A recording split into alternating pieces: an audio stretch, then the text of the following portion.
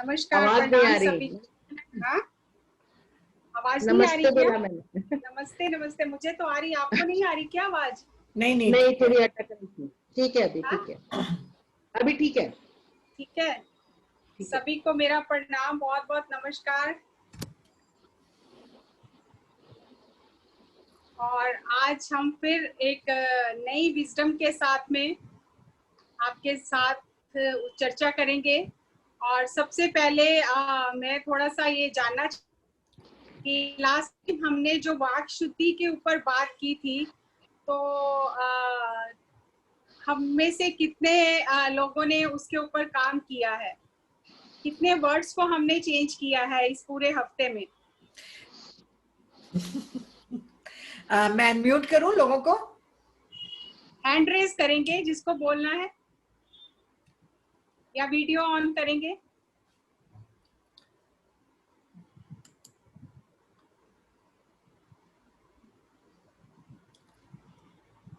किनको बोलना है?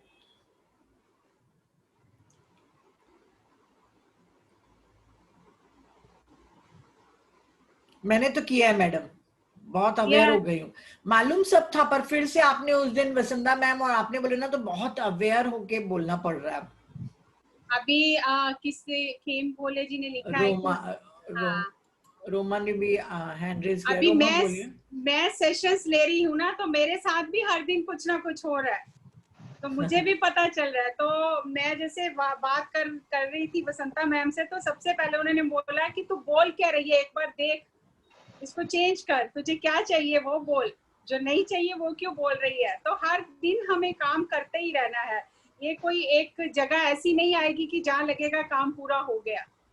हर दिन कुछ ना कुछ नया होता रहता है, क्योंकि हमें आदत पड़ी हुई है उस तरह से बात करने की, हमारी कंडीशनिंग हुई हुई है उस तरह से ना, तो बार बार हम भूल जाते हैं। तो रोमा जी बोलिए आप। Good evening ma'am. Good evening जी, गुड इवनिंग मैम, आपके सेशन तो बहुत अच्छे रहते हैं। No doubt ma'am. और मैम, आपके सेशन के बाद हम लोग को काफी चेंजिंग भी आ गया है। आई डोंट नो, मेरे को तो बहुत चेंजेस आए हैं मैम। पहले कुछ भी रहता था तो नेगेटिव थॉट बहुत जल्दी आ जाते थे, लेकिन अब ऐसे कुछ होता है ना तो नहीं, अवेयर हो जाओ, पहले अपने आप को पिंच करते, नहीं नहीं ऐसा होगा। Yes, congratulations. Thank you ma'am.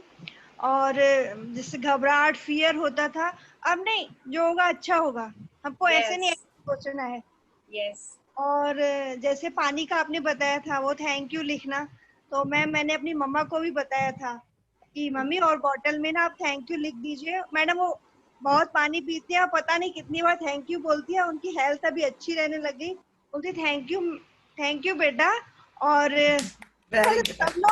सब लोग बच्चे छोटे भतीजे भतीजिया सबने अपनी बॉटल में थैंक यू लिख दिया है। सब लोग बोलते हैं कि हम लोग पानी पीते हैं, पहले नहीं पता रहता था पानी इतना इम्पोर्टेंट है हमारे लिए, पानी पिया गिराया, अब उन लोग नीचे गिरता भी है ना, थैंक यू पानी गॉड ने दिया है, बहुत अच्छा है।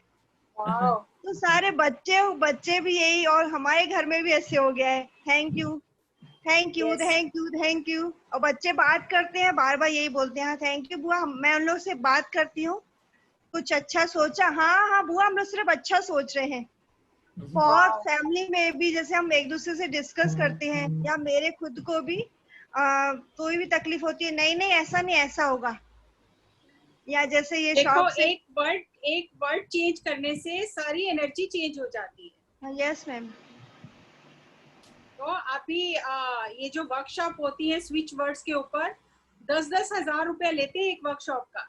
या आई नो मैम। मुझे किसी ने बताया था कि उनका जो बहुत प्यारा गाउन था, जो पार्टी वियर गाउन था, वो खो गया मतलब वो मिल नहीं रहा था। बहुत ढूंढा, उस टाइम वो स्विच वर्ड्स का वर्कशॉप करके आई थी, तो उसमें बताया कि कोई चीज खो जाए ना, तो हम क्या करते हैं ना, घबराहट में बोलना शुरू करते, खो गई। हाँ, घबराहट हो जाती है कि वो मिल नहीं रही है, खो गई बोलने से वो एनर्जी वैसा ही रिलीज होता है और वो मिलने का चांस ही नहीं रहता। तो उसमें लिखा था, उन्होंने बताया था कि कोई चीज खो जाए ना, तो आप ये नहीं बोलो खो गई, आप बोलो रीच जहां भी है वो मेरे पास पहुंच जाए, रीच। तो वो बोलती मैं 2 दिन ये करती रही, रीच। कह रही है रीच करते अचानक मुझे ऐसा बैठे हुए लगा कि मैंने हो सकता है ड्राई क्लीन होने के लिए दी हो और मैं भूल गई हूँ। कह रही मैं दौड़ के गई ड्राई क्लीनर के पास, मैंने उसको बोला कि मैंने कोई गाउन दिया था क्या लास्ट ईयर आपको ड्राई क्लीन के लिए? तो कह रहे हैं हाँ मैडम एक गाउन पड़ा है आप देख लीजिए। देखा तो कह रही ये तो मेरा ही है, तो उसको मिल गया वो गाउन। तो तब से मैंने भी ये अपनी आदत बना ली है कि जब कोई भी चीज होता है ना मिसप्लेस हो जाती है, रख के भूल गए, और सबसे पहले दिमाग में क्या आता है, खो गई। कोई भी चीज सबसे पहले आएगा खो गई। तो अभी खो गई ना बोल के हम बोलते हैं रीच, तो वो मिल जाती है, जल्दी मिल जाती है। मैडम पिछले हफ्ते ही एक कोइंसिडेंस हुआ था, मेरा बेटा है उसका जब फर्स्ट दिवाली था तो हम लोग ने उसको गोल्ड का एक नोट गिफ्ट किया था। तो वो मैम अभी वो 20 साल का हो गया है और उसको गिफ्ट देकर के हम लोग भूल गए थे। तो हमारी घर शिफ्टिंग हुई तो अभी 1 हफ्ता पहले वो मांग रहा था कि मम्मी मुझे दिखाओ वो नोट, मैंने देखा ही नहीं है। अब मुझे लग रहा था कि उस घर से यहाँ है तो हमारा खो गया। तो ये बोल रहे थे अच्छा 1 लाख तुमने गवा दिया। अरे मैंने कहा अब ढूंढेंगे तो मिलेगा तो नहीं। फिर मुझे बात याद आ गई, नहीं वो यही हमारे पास ही है, हम ढूंढते हैं। तो फिर मैं बैठी मेडिटेशन में, फिर वही नोट देख रही थी, गोल्ड का नोट है, निकांश को दिया था, बस वापस आ रहा है। मैडम बकायदा मैंने अपनी अलमीरा खोली, सब पूरा चेक किया और वो एक लाल कपड़े के नीचे पड़ा हुआ था मैम। इतना अच्छा। 2 बजे तक मैम ये हम लोग ढूंढ रहे थे, 2 बजे एग्जैक्ट। मैंने कहा हाँ, इन्होंने कहा आप क्या ढूंढ रही हो, सो जाओ। मैंने कहा नहीं 2 बजे के अंदर मिल जाएगा, हम ढूंढ रहे हैं। Thank you ma'am, thank you for giving, thank you for sharing, thank you for sharing, thank you Roma ji. हाँ रितिका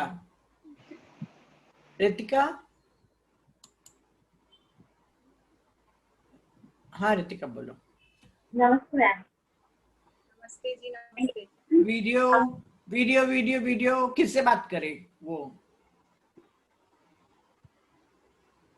यस मैंने भी ये जो मैम ने बात से बताया ना, उससे ऐसा था, एक तरह से बताया कि हम अपने आप से प्यार नहीं करते हैं, अवेयर नहीं होते अपने लिए, भले सबके लिए होते हैं लेकिन अपने लिए नहीं होते हैं।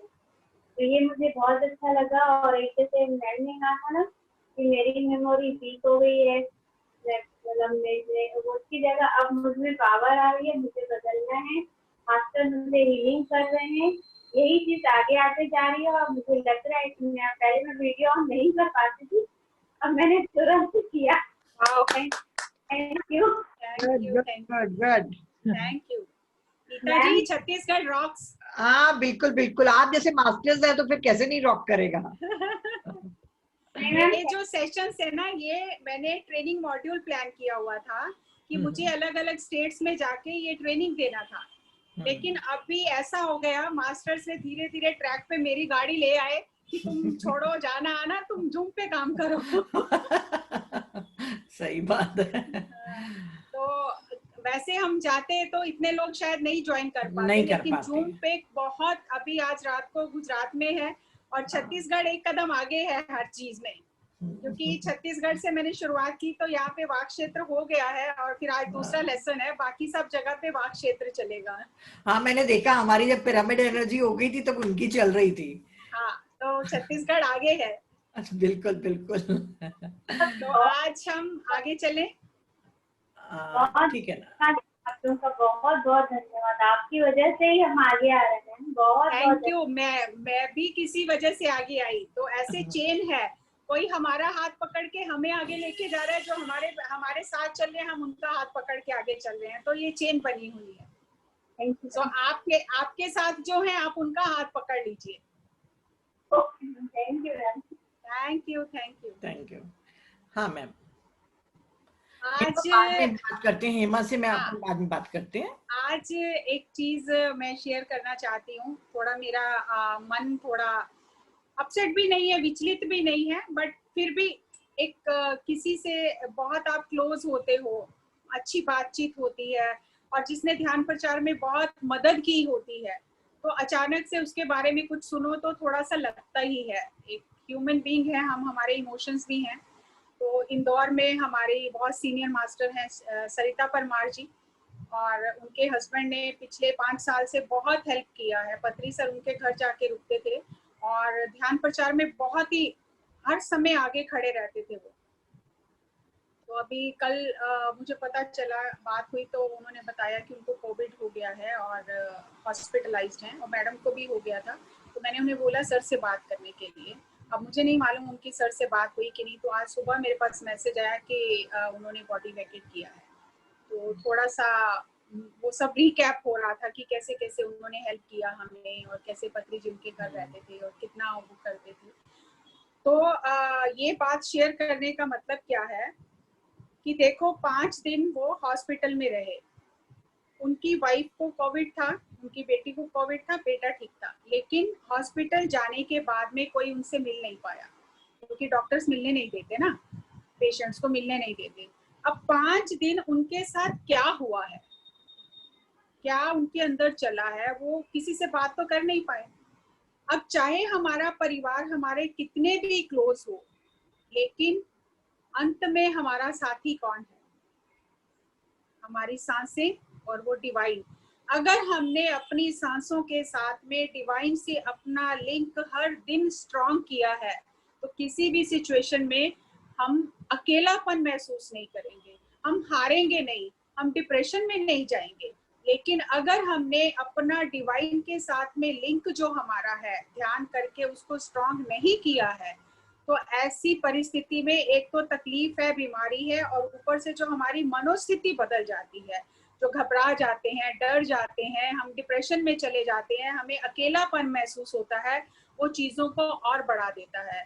तो आज यही बार बार मन में सुबह से आ रहा था कि हर एक आत्मा की अकेले की यात्रा है। कभी इस भूल में नहीं रहना कि मेरा परिवार मेरा साथ है, या मेरे मित्र मेरे साथ है, मेरे रिश्तेदार मेरे साथ है। इस आत्मा की अकेले की यात्रा है। इसलिए हमें जीवन रहते, समय रहते अपने लाइफ की प्राथमिकता को डिसाइड करना है कि हम अपने लिए क्या कर रहे हैं। तो ये बहुत जरूरी है कि हम ये माया जाल जो हमारे आसपास है इसमें ना उलझ के स्वयं को याद रखें कि मुझे अपनी आत्मा को विकसित करने के लिए क्या करना है।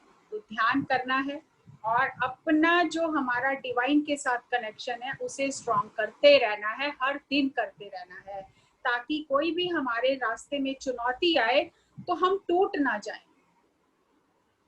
हमें अकेलापन महसूस ना हो। तो ये हम सबके लिए बहुत जरूरी है, क्योंकि कोई नहीं जानता कि कौन कब कितने समय साथ में चल रहा है। और आखिर तो सच्चाई यही है कि हर किसी को इस नाटक में अपना पार्ट प्ले करके जाना ही है। तो हम ब्रह्म ऋषि पत्री जी का बहुत बहुत बहुत जितना भी आभार व्यक्त करें हमारे लिए कम है, जिन्होंने हमें जीवन जीना सिखाया है। बिल्कुल सही। नहीं तो हम छोटी छोटी बात के लिए इतना घबरा जाते थे, दूसरों को दोष देते थे, टूट जाते थे, हम सब कुछ होते हुए दुखी रहते थे। तो पत्री जी ने हमें वो जीना सिखाया है, जिसका पहला हमने टॉपिक किया था वाक क्षेत्र, कि अपने शब्दों को सुधारने से कैसे हमारी ऊर्जा बदल जाती है। आज प्रेजेंटेशन साथ साथ चलेगी। और दूसरा आज हमारा जो सबक है वो है शाकाहार। मैंने बहुत मास्टर से बात किया, बहुत सबसे पूछा कि पत्री जी का दूसरा सबक क्या है जो हमें वो सिखाते हैं। मुझे भी नहीं पता था, कोई इसमें मेरे बुद्धि काम नहीं कर रही है, मुझे मास्टर्स ने बताया है, इसीलिए वो सीक्वेंस चेंज हो गया है। तो दूसरा जो सबक है वो है शाकाहार। पत्री जी ये कहते हैं कि मुझे इस बात का कोई मैं परवाह नहीं करता हूँ कि आप ध्यान कर रहे हो कि नहीं कर रहे हो। ध्यान चाहे अगले जन्म में कर लेना, मुझे कोई फर्क नहीं पड़ता, बहुत अपने पास जन्म है, इटर्निटी ऑफ टाइम है। ध्यान आप बेशक अगले जन्म में करना, लेकिन इसी समय इसी वक्त आपको शाकाहारी बनना है। आपने देखा होगा कि जब भी पत्री जी कोई ध्यान का सत्र लेते हैं तो सबसे पहले उनको ये होता है कि इस ध्यान सत्र में कितने लोग मांसाहारी हैं वो उठकर सामने आ जाए, और फिर सर उनको अपने पास बुलाकर बोलते हैं कि आप आज से संकल्प करो कि आज से हम शाकाहारी बनेंगे, और लोग संकल्प करते हैं सर के साथ में, और उसमें से बहुत लोग शाकाहारी बन जाते हैं। तो पत्री सर हमेशा ये कहते हैं कि आप ध्यान चाहे अगले जन्मों में करना, मुझे कोई फर्क नहीं पड़ता, लेकिन आप शाकाहारी इसी समय इसी वक्त बन जाओ, उससे मुझे बहुत फर्क पड़ता है। तो सबसे पहला जो पत्री सर का महासंकल्प है वो शाकाहार जगत ही है। वो शाकाहार जगत बनाने का जो सर ने संकल्प लिया है, क्योंकि हम जो मानवता है इसने पशुओं को, पक्षियों को, मछलियों को, जलचरों को इतना कष्ट दिया है कि अब अति हो गई है। अगर आप YouTube पे जाओगे तो आप वो वीडियोस देख भी नहीं पाओगे जो मानवता, मानव जाति पशुओं पक्षियों पर अत्याचार कर रही है, हम वो देख भी नहीं पाएंगे।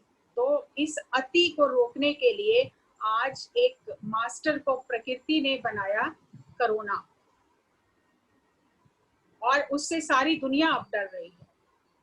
तो हम अपने ये हमारे लिए समय है कि हम अपने जीवन की स्क्रिप्ट को दोबारा से लिख सके, हमें एक मौका दिया जा रहा है।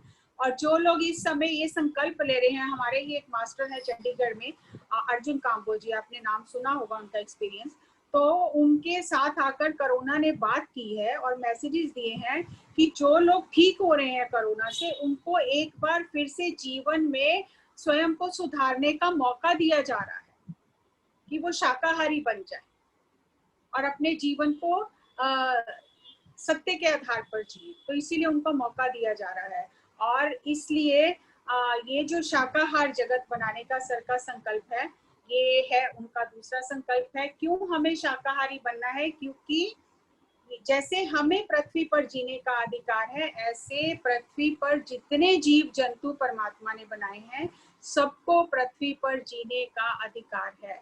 ये पृथ्वी केवल हमारी नहीं है, हम सब को एग्जिस्ट करते हैं एक दूसरे के साथ में।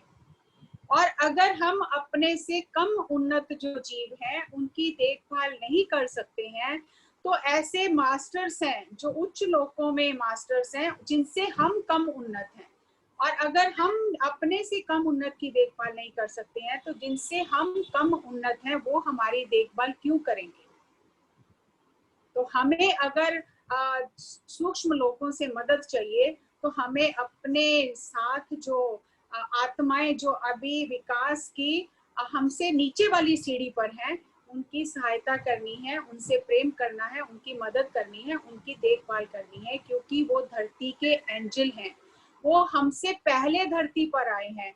अगर आपने सुना होगा तो जो डॉल्फिन्स हैं, कितने ऐसे डायनासोर्स थे, जो डॉल्फिन्स थे, वेल थे, वो धरती की ऊर्जा को बदलने के लिए मनुष्य से पहले धरती पर आए थे, और उनका जो ब्रेन है, उनका जो एनर्जी है, मनुष्य से कहीं ज्यादा विकसित है। अगर जैसे आपने देखा होगा, मैडम ने जैसे ब्रिंगर्स ऑफ द डॉन में भी ऐसी बहुत सारे एग्जाम्पल्स आए हैं जिसमें उन लोगों ने आकर धरती की ऊर्जा को बदला है ताकि मनुष्य यहाँ पर रह सके, उसके अनुकूल वातावरण बन सके। तो वो पृथ्वी के एंजल्स हैं। और स्लाइड शेयर कर दूं स्लाइड? हाँ कर दीजिए। आज पत्री सर शाकाहार रैलियों में पार्टिसिपेट करते हैं। आगे आकर next slide, next slide, next slide. Yes, शाकाहार रैलियों में पत्री सर पार्टिसिपेट करते हैं। जगह जगह पूरे स्टेट्स में शाकाहार रैलियां निकाली जाती हैं ताकि लोगों के अंदर जागरूकता आए, करुणा का भाव पैदा हो। और जागरूकता आएगी जब हम रैली निकालते हैं और हम प्ले कार्ड्स लेकर बोलते हैं शाकाहार जगत चाहिए, हमें शाकाहार जगत चाहिए, हिंसा छोड़ो, हंसा पकड़ो, पशु पक्षियों से प्रेम करो। तो क्या होता है, जो वाक शुद्धि, जो पत्री सर के वाक हैं, जो वचन उनके मुंह से निकलते हैं, वो ब्रह्मांड में जाते हैं और ब्रह्मांड की शक्तियां उन्हें पूरा करने में लग जाती हैं। क्योंकि जो सिद्ध पुरुष, जो संत महापुरुष, जो पहुंची हुई आत्माएं होती हैं, उनके वाक में शक्ति होती है, उनको वाक सिद्धि होती है। और जब वो ऐसी ऊर्जा ब्रह्मांड में किसी भी माध्यम से वो भेजते हैं तो वो अवश्य पूरा होता है। अभी आपने अगर सुना होगा, जूम में भी सर ने कई बार कहा है कि मेरा संकल्प था शाकाहार जगत कि ये होगा और ये 2020 तक होगा। कैसे होगा ये नहीं पता था, लेकिन ये कोरोना की वजह से होगा, ये अब समझ में आ रहा है कि कितना फास्ट इस 2020 में कितना फास्ट चेंज आया है। जब प्रकृति में हम कोई संकल्प शब्दों के माध्यम से, दृढ़ वचनों के माध्यम से भेजते हैं, वो तरंगे भेजते हैं, तो प्रकृति उन्हें पूरा करने में लग जाती है। और जो खाना है वो हमारी ऊर्जा का बहुत ही महत्वपूर्ण हिस्सा है। जैसे आप नेक्स्ट स्लाइड में देख पा रहे हैं कि diet is a crucial aspect of human development. चाहे हमारा फिजिकल डेवलपमेंट है, चाहे इमोशनल डेवलपमेंट है, चाहे इंटेलेक्चुअल डेवलपमेंट है, चाहे हमारा स्पिरिचुअल डेवलपमेंट है, जो डाइट है उसका बहुत महत्वपूर्ण हिस्सा है। तो नेचर ऑफ फूड कैसा होना चाहिए? 3 तरह का हम फूड मानते हैं, तामसिक, राजसिक और सात्विक। जैसे आप अगली स्लाइड में देख पा रहे हैं कि 2 बाउल हैं। एक बाउल में थोड़ा सा थिक जैसे रूह अफ़ज़ा टाइप कोई चीज है और एक में तारकोल है। अगर हम देखें, अगर आप एक्सपेरिमेंट करो, तो अगर आप पानी या कोई शरबत किसी बाउल में रखते हो और पंखा तेज से चला देते हो, तो उस पानी में ऑटोमेटिकली हवा की जो तरंगे हैं उनसे वो पानी में रिपल्स होने शुरू हो जाते हैं। वो पानी जो होता है उसमें संवेदनाएं होने शुरू हो जाती हैं। लेकिन अगर हम तारकोल रखें, जिससे रोड बनता है, चारकोल, तारकोल जिसको बोलते हैं, तो उसमें कोई भी संवेदना नहीं होती है, क्योंकि वो बहुत भारी है, उसमें कोई किसी प्रकार की संवेदना नहीं होती है। तो अगर हम तामसिक खाना खाते हैं जो प्रकृति में बहुत भारी है, जिसे हम नॉन वेजिटेरियन फूड कहते हैं, तो हमारे बाहर की संवेदनाएं और हमारे भीतर की जो संवेदनाएं हैं वो बिल्कुल नम हो जाती हैं।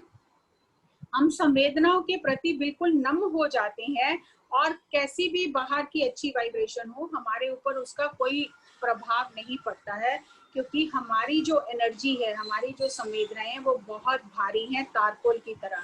तो इसीलिए हमें तामसिक फूड जो है वो नहीं लेना चाहिए, शाकाहारी खाना खाना चाहिए। और नेक्स्ट स्लाइड में आप देख पा रहे हैं, जैसे इसमें मैं ज्यादा शाकाहार का तो सभी को मालूम है, साइंटिफिक फैक्ट मालूम है, इथिकल फैक्ट मालूम है, हर चीज सबको मालूम है, तो उसमें ज्यादा डिटेल में ना जाकर सर का जो कॉन्सेप्ट है कि शाकाहारी खाने के साथ साथ हमें गार्लिक नहीं खाना है, मशरूम नहीं खाना है, माइक्रोवेव यूज नहीं करना है और बासी खाना नहीं खाना है। बहुत सारे मास्टर्स हैं जो अभी नए लोग आए हैं, जो ध्यान में, जो 1-2-3 महीने से ध्यान कर रहे हैं, शायद उनको नहीं पता है कि गार्लिक खाने से भी हमारे अंदर नेगेटिव एनर्जी जनरेट होती है और हमारे अंदर नेगेटिविटी बढ़ती है। बहुत सारे लोग कहते हैं हम ध्यान कर रहे हैं लेकिन हमें नेगेटिव विचार आ रहे हैं, तो कहीं ना कहीं उसमें जो गार्लिक हम लोग खाते हैं उसका रोल है। जो हम मशरूम्स खाते हैं, तो जो मशरूम है ना तो वो फल है ना वो सब्जी है, वो फंगस से पैदा होता है, और फंगस से पैदा होता है तो उसके अंदर प्राण ऊर्जा बिल्कुल नहीं है। और ऐसा फूड खाने से वो फूड हमारे शरीर से प्राण ऊर्जा को खींच लेता है, देता नहीं है, ले लेता है। तो ऐसा मशरूम्स नहीं खाना चाहिए और माइक्रोवेव यूज नहीं करना चाहिए। अगर आप गूगल में जाके सर्च करेंगे तो आपको पता चलेगा कि जो माइक्रोवेव की रेज होती हैं, अल्ट्रा जो वायलेट रेज होती हैं, वो खाने को पूरा उसका न्यूट्रिशियस वैल्यू खत्म कर देती हैं। आप ऐसा खाना खा रहे हो माइक्रोवेव को यूज करके जैसे गन्ने का रस निकाल लिया जाता है और जो फोक बच जाता है आप वो फोक खा रहे हो, और वो फोक पचाने के लिए आपकी शरीर की पूरी ऊर्जा उसमें लग जाएगी और धीरे धीरे आपका शरीर जो है उसका जो इम्यूनिटी सिस्टम है, जो प्रतिरोधक तंत्र है, वो कमजोर हो जाएगा काम करते करते। तो हमें ऐसा खाना खाना चाहिए जो जल्दी से पच जाए, हल्का खाना हो, और स्टेल फूड नहीं खाना चाहिए। स्टेल फूड क्या है? जैसे हम रात का खाना सुबह खा लेते हैं, सुबह का खाना रात को खा लेते हैं, उस खाने को बार बार गर्म करके खाते हैं, फ्रिज में रखते हैं, फिर जब जरूरत होती है निकालते हैं तो खा लेते हैं, तो वो स्टेल फूड है। जितना आप स्टेल फूड खाएंगे उतना आपकी बॉडी की एनर्जी को डेंस करेगा। मुझे भी नहीं मालूम था, मैं भी पहले खाती रहती थी, ऐसे लगता था अब सुबह बनाया है तो फेंक थोड़ी देंगे, अब रात को बनाया है तो सुबह तक बच गया तो फेंक थोड़ी देंगे, तो हम उसको गर्म करके खा लेते थे। लेकिन धीरे धीरे ध्यान करने से जैसे जैसे मेरी बॉडी की सेंसिटिविटी बढ़ती गई तो मेरा खाना बिल्कुल चेंज हो गया, और मैं बिल्कुल पहले का बना हुआ खाना, जैसे दिन का बना हुआ खाना भी मैं रात को नहीं खा सकती हूँ, मेरी बॉडी डाइजेस्ट नहीं करती है, रात का तो सुबह खाने का सवाल ही नहीं है। मैं आज पहले मैं जब अपनी दादी के साथ थी और हमारे घर में सत्संग होता था, सेवा करती थी और बहुत लोग आते थे, 50-60 लोग आते थे हर दिन घर में, तो मैं 50 लोगों से कम का खाना बना ही नहीं पाती थी। तो मुझे सारे कहते थे कि अगर कम लोगों का खाना बनाना है तो इसको किचन में मत भेजना, ये तो भर भर के पतीले बना देगी तो खत्म ही नहीं होगा, तो इसको मत भेजना किचन में। अगर 50 से ज्यादा लोगों का खाना बनाना है तब इसको किचन में घुसाना, अगर थोड़ा बनाना है तो छोड़ दो, ये तो बहुत कुछ बना के आ जाएगी। तो मुझे कोई नहीं बड़ा काम दिया जाता था। लेकिन आज ध्यान करते करते मुझे अब ये जब फूड का एनर्जी समझ में आया है फ्रेंड्स, आज मैं उतना ही खाना बनाती हूँ जितना मैं दोपहर को खा के खत्म कर लेती हूँ। आपको बेशक हैरानी हो रही होगी, मैं उतने ही चावल बनाती हूँ, उतनी ही दाल बनाती हूँ, उतनी ही सब्जी बना, ये नहीं कि मैं ऐसे काम चलाओ खाती हूँ, नहीं, मुझे वैरायटी चाहिए खाने में टेस्ट चाहिए, खाने में फ्लेवर चाहिए, फ्रेशनेस चाहिए। और मैंने ऐसा साउथ इंडियन खाना भी बनाना सीखा, तो मैं दाल चावल सब्जी और एक पचड़ी, जिसको साउथ इंडियन चटनी पचड़ी बोलते हैं वो, और साथ में कर्ड, मैं 4-5 चीजें लेके खाती हूँ। और मैं इतना ही खाना बनाती हूँ जितना मेरा दोपहर को खत्म हो जाता है। मुझे रात को भूख होती है, मुझे कुछ खाना होता है, फिर मैं रात को जो खाना होता है वो बना के खाती हूँ, और उससे मेरा बॉडी इतना लाइट हो गया है, क्योंकि मेरे सिस्टम को खाने को डाइजेस्ट करने के लिए मेहनत नहीं करनी पड़ती है। और जिस दिन मैंने कुछ हैवी खा लिया उस दिन मुझे पता चल जाता है कि मेरे सिस्टम के ऊपर कितना लोड पड़ा है आज, और फिर मुझे वो डाइजेशन में खाना टाइम लेता है, तो मुझे पता चल जाता है कि कौन सी चीज डाइजेशन में ज्यादा टाइम ले रही है। तो जैसे जैसे आपकी सेंसिटिविटी बढ़ती है, आपका बॉडी लाइट होता है अंदर से, आपकी हर चीज जो है, खाना पीना भी लाइट हो जाता है। और हमारे जितने बॉडी के सेल हैं, जैसे उनमें ध्यान करने से लाइट आती है, प्रकाश उत्पन्न होता है, खाने से उनमें प्रकाश उत्पन्न होता है, खाने का जो टेक्सचर है, जो लाइटनेस है, उससे उनमें प्रकाश उत्पन्न होता है, और जो हमारा ऑरा है वो हमारे सारे सेल्स के मिले हुए प्रकाश का सम टोटल है। ऐसा नहीं है कि सेल्स में कुछ और है और ऑरा में कुछ और है। हमारा जो ऑरा है, हमारे शरीर के हर एक सेल के जोड़ का जो प्रकाश है, पूरे sum total of cells light is our aura. तो इसीलिए हमें खाने का बहुत ध्यान रखना चाहिए। और एक बहुत सिंपल सा उदाहरण है कि हम जो अगर बिल्डिंग बनाते हैं, जिस घर में हमें रहना है, तो हम हमेशा ये कोशिश करते हैं कि हम अच्छे से अच्छा मटेरियल लगाएं। कभी कोई गरीब से गरीब इंसान भी ऐसा नहीं करता कि काम चलाओ मटेरियल लगाए और उस घर में वो रहे, क्योंकि हर कोई चाहता है कि अच्छा घर बनाकर, पक्का मजबूत घर बनाकर उसमें रहे हम। तो हम अच्छा मटेरियल यूज करते हैं। तो ये शरीर जो है, ये आत्मा का घर है। तो इस घर को बनाने के लिए हम कैसा रॉ मटेरियल यूज कर रहे हैं, जितना अच्छा रॉ मटेरियल हम इस घर को बनाने के लिए यूज करेंगे, उतनी हमारी आत्मा की एनर्जी बढ़ेगी। हमें लगता है खाना खाने से हमारे शरीर को एनर्जी मिलती है। अगर आपको वो वीडियो मिले तो आप जरूर पत्री सर का वीडियो सुनना, जिसमें सर ने ये बताया है कि खाने का जो स्वाद है उससे हमारी आत्मा तृप्त होती है। अगर खाने में स्वाद नहीं है तो वो आत्मा की दरिद्रता का सूचक है। इसीलिए पत्री सर जहाँ भी जाते हैं अपने हाथों से खाना बनाकर सबको खिलाते हैं। अगर कोई ध्यानी खाना बनाता है, उस खाने में बहुत हाई एनर्जीज होती हैं। और जहां तक हो सके, आप जब अपने हाथों से खाना बना के खाओगे और फ्रेश खाना उस एनर्जी के साथ में, उस थॉट के साथ में बनाओगे कि आज मैं अपनी आत्मा को तृप्त कर रहा हूँ, तो आप देखोगे कि वो खाना आपको कितनी एनर्जी देगा। तो खाने का बहुत महत्व है। और जैसे हम घर बनाते हैं, तो आपने सबने देखा होगा कि जो मिस्त्री होता है वो सीमेंट और सब चीजें घोलता है, जैसे वो मसाला बनाता है। अगर वो मसाला रात को बच जाए, ज्यादा बन जाए और रात को बच जाए तो वो मसाला दोबारा यूज नहीं होता, क्योंकि उसके अंदर से लाइफ चली गई है। सबसे कम लाइफ जो होती है एनर्जी, वो प्लांट किंगडम में होती है, और सॉरी मिनरल किंगडम में होती है। और ये सब जो कंक्रीट, सीमेंट, ये सब मिनरल किंगडम का है। अगर मिनरल किंगडम से कुछ चीजों को इकट्ठा करके जो मसाला बनाया जाता है घर बनाने के लिए, वो थोड़ी देर रखने से उसका एनर्जी खत्म हो जाता है, उसको यूज दोबारा नहीं कर सकते हैं। तो प्लांट किंगडम तो उससे ज्यादा इवॉल्व है, उसमें ज्यादा लाइफ फोर्स है। और अगर प्लांट किंगडम में हम खाने को बनाकर घंटों घंटों रख देते हैं, रात को बनाकर सुबह तक रख देते हैं, तो उसकी लाइफ एनर्जी खत्म हो जाती है। और जब हम वो खाना खाते हैं तो वो खाना हमारे अंदर से एनर्जी को खींच लेता है, देता नहीं है, हमारी एनर्जी को ले लेता है। तो हम क्या खा रहे हैं, हमें इस पर ध्यान देना है। और आज ही पत्री सर ने ये सब्जेक्ट बताया है, किसी ने अगर सुना होगा, लंघनम परम औषधम। आप खाली उपवास करके अपने शरीर की बड़ी से बड़ी बीमारी को ठीक कर सकते हो।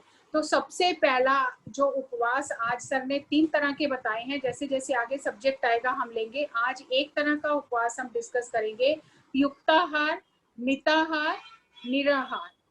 युक्ताहार मतलब जो शरीर के लिए खाना उचित है, हमें वही खाना खाना है। नेक्स्ट स्लाइड में है, नहीं है, बाद में मैंने लिखा।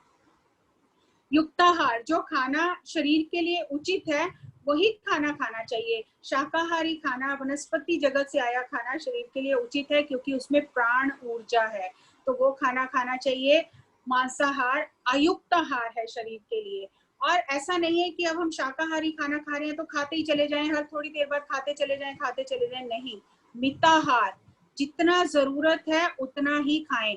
अगर आप देखेंगे तो 18 प्रिंसिपल में भी ये लिखा हुआ है कि जितनी आवश्यकता है उतना ही खाना खाएं। और आयुर्वेदा ये कहता है कि अगर आप भर पेट पूरी तरह से भर के खा लेते हो खाना, तो वो खाना डाइजेशन में दिक्कत करता है। आपको 1/3 हिस्सा अपने स्टमक का खाली रखना चाहिए, ताकि वो खाना प्रोसेस होने के लिए उसको स्पेस मिले।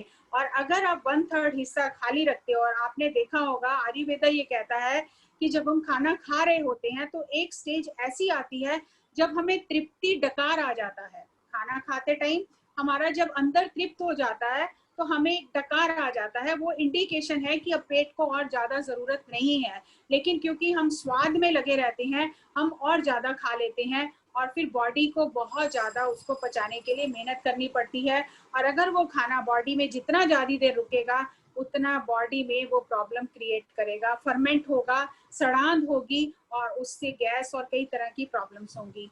और फिर कभी कभी हमें हफ्ते में एक दिन निराहार रहना चाहिए। जो हमारे पूर्वजों ने उपवास का सिस्टम बनाया था, इसीलिए बनाया था ताकि बॉडी खुद को डिटॉक्सिफाई कर सके।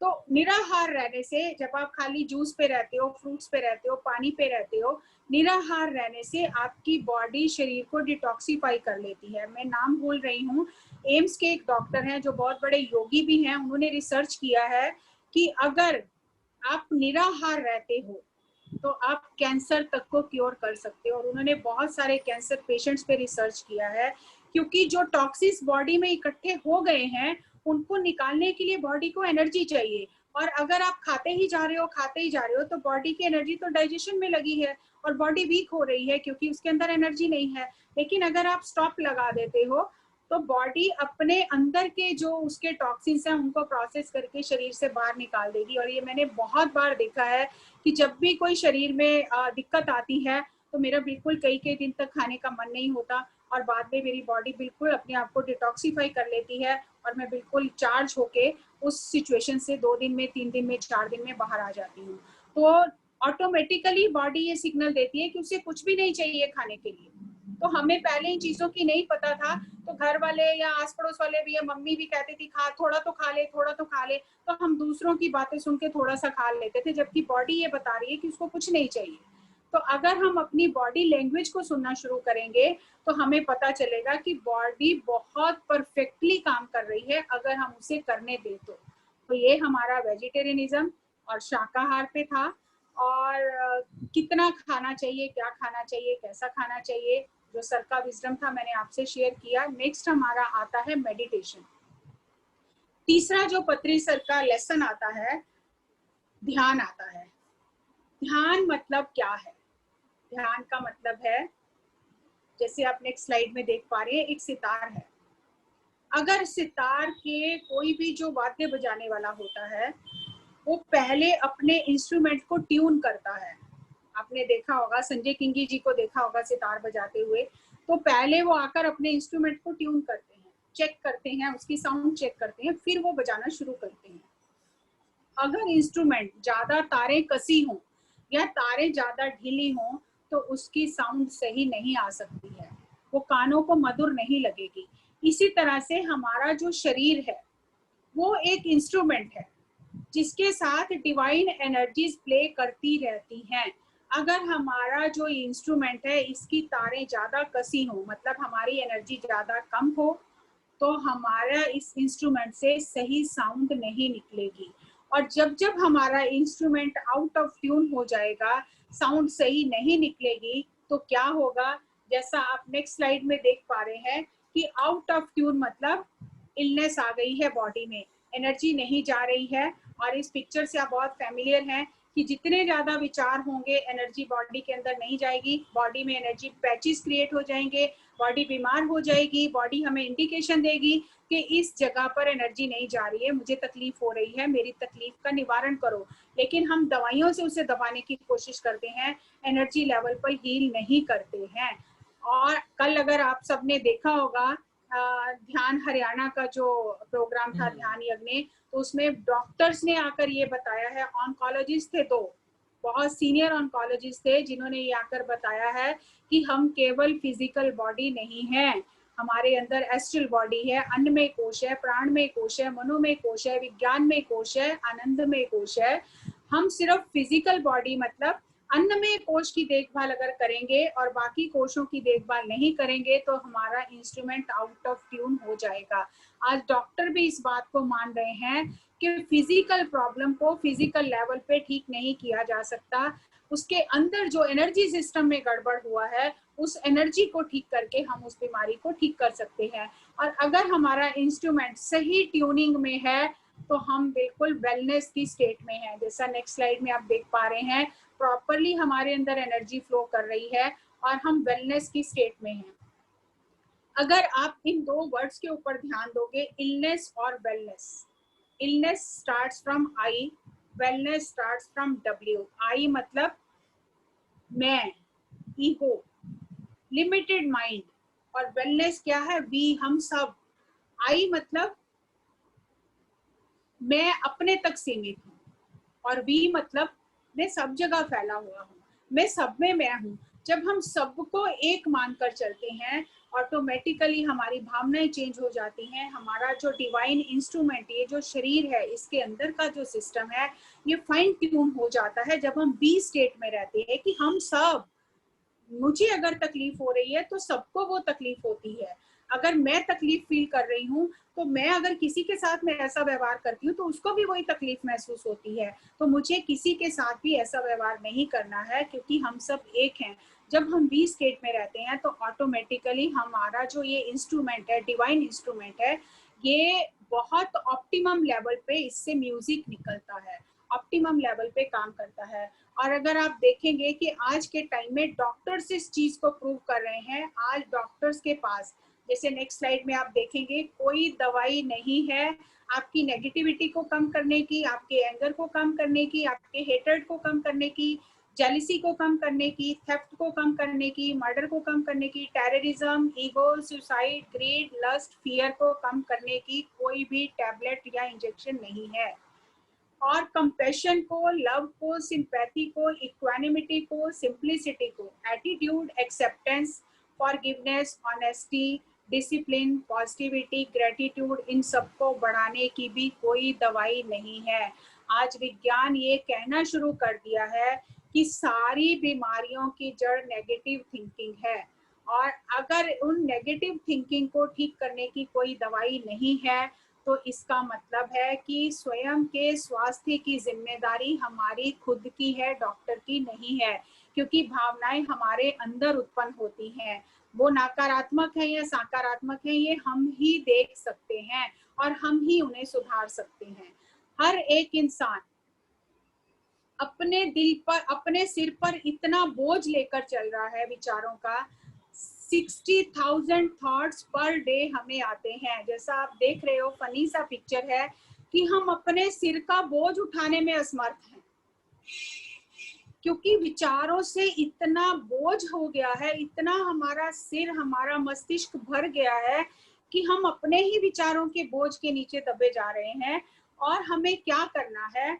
हमें अपने इस विचारों के बोझ से बाहर आने के लिए अपनी इनर कमेंट्री को बंद करना है, क्योंकि हमारी इनर कमेंट्री जो हर समय चलता जा रहा है, एक चेन बनी हुई है थॉट्स की, वो ही सभी बीमारियों की जड़ है।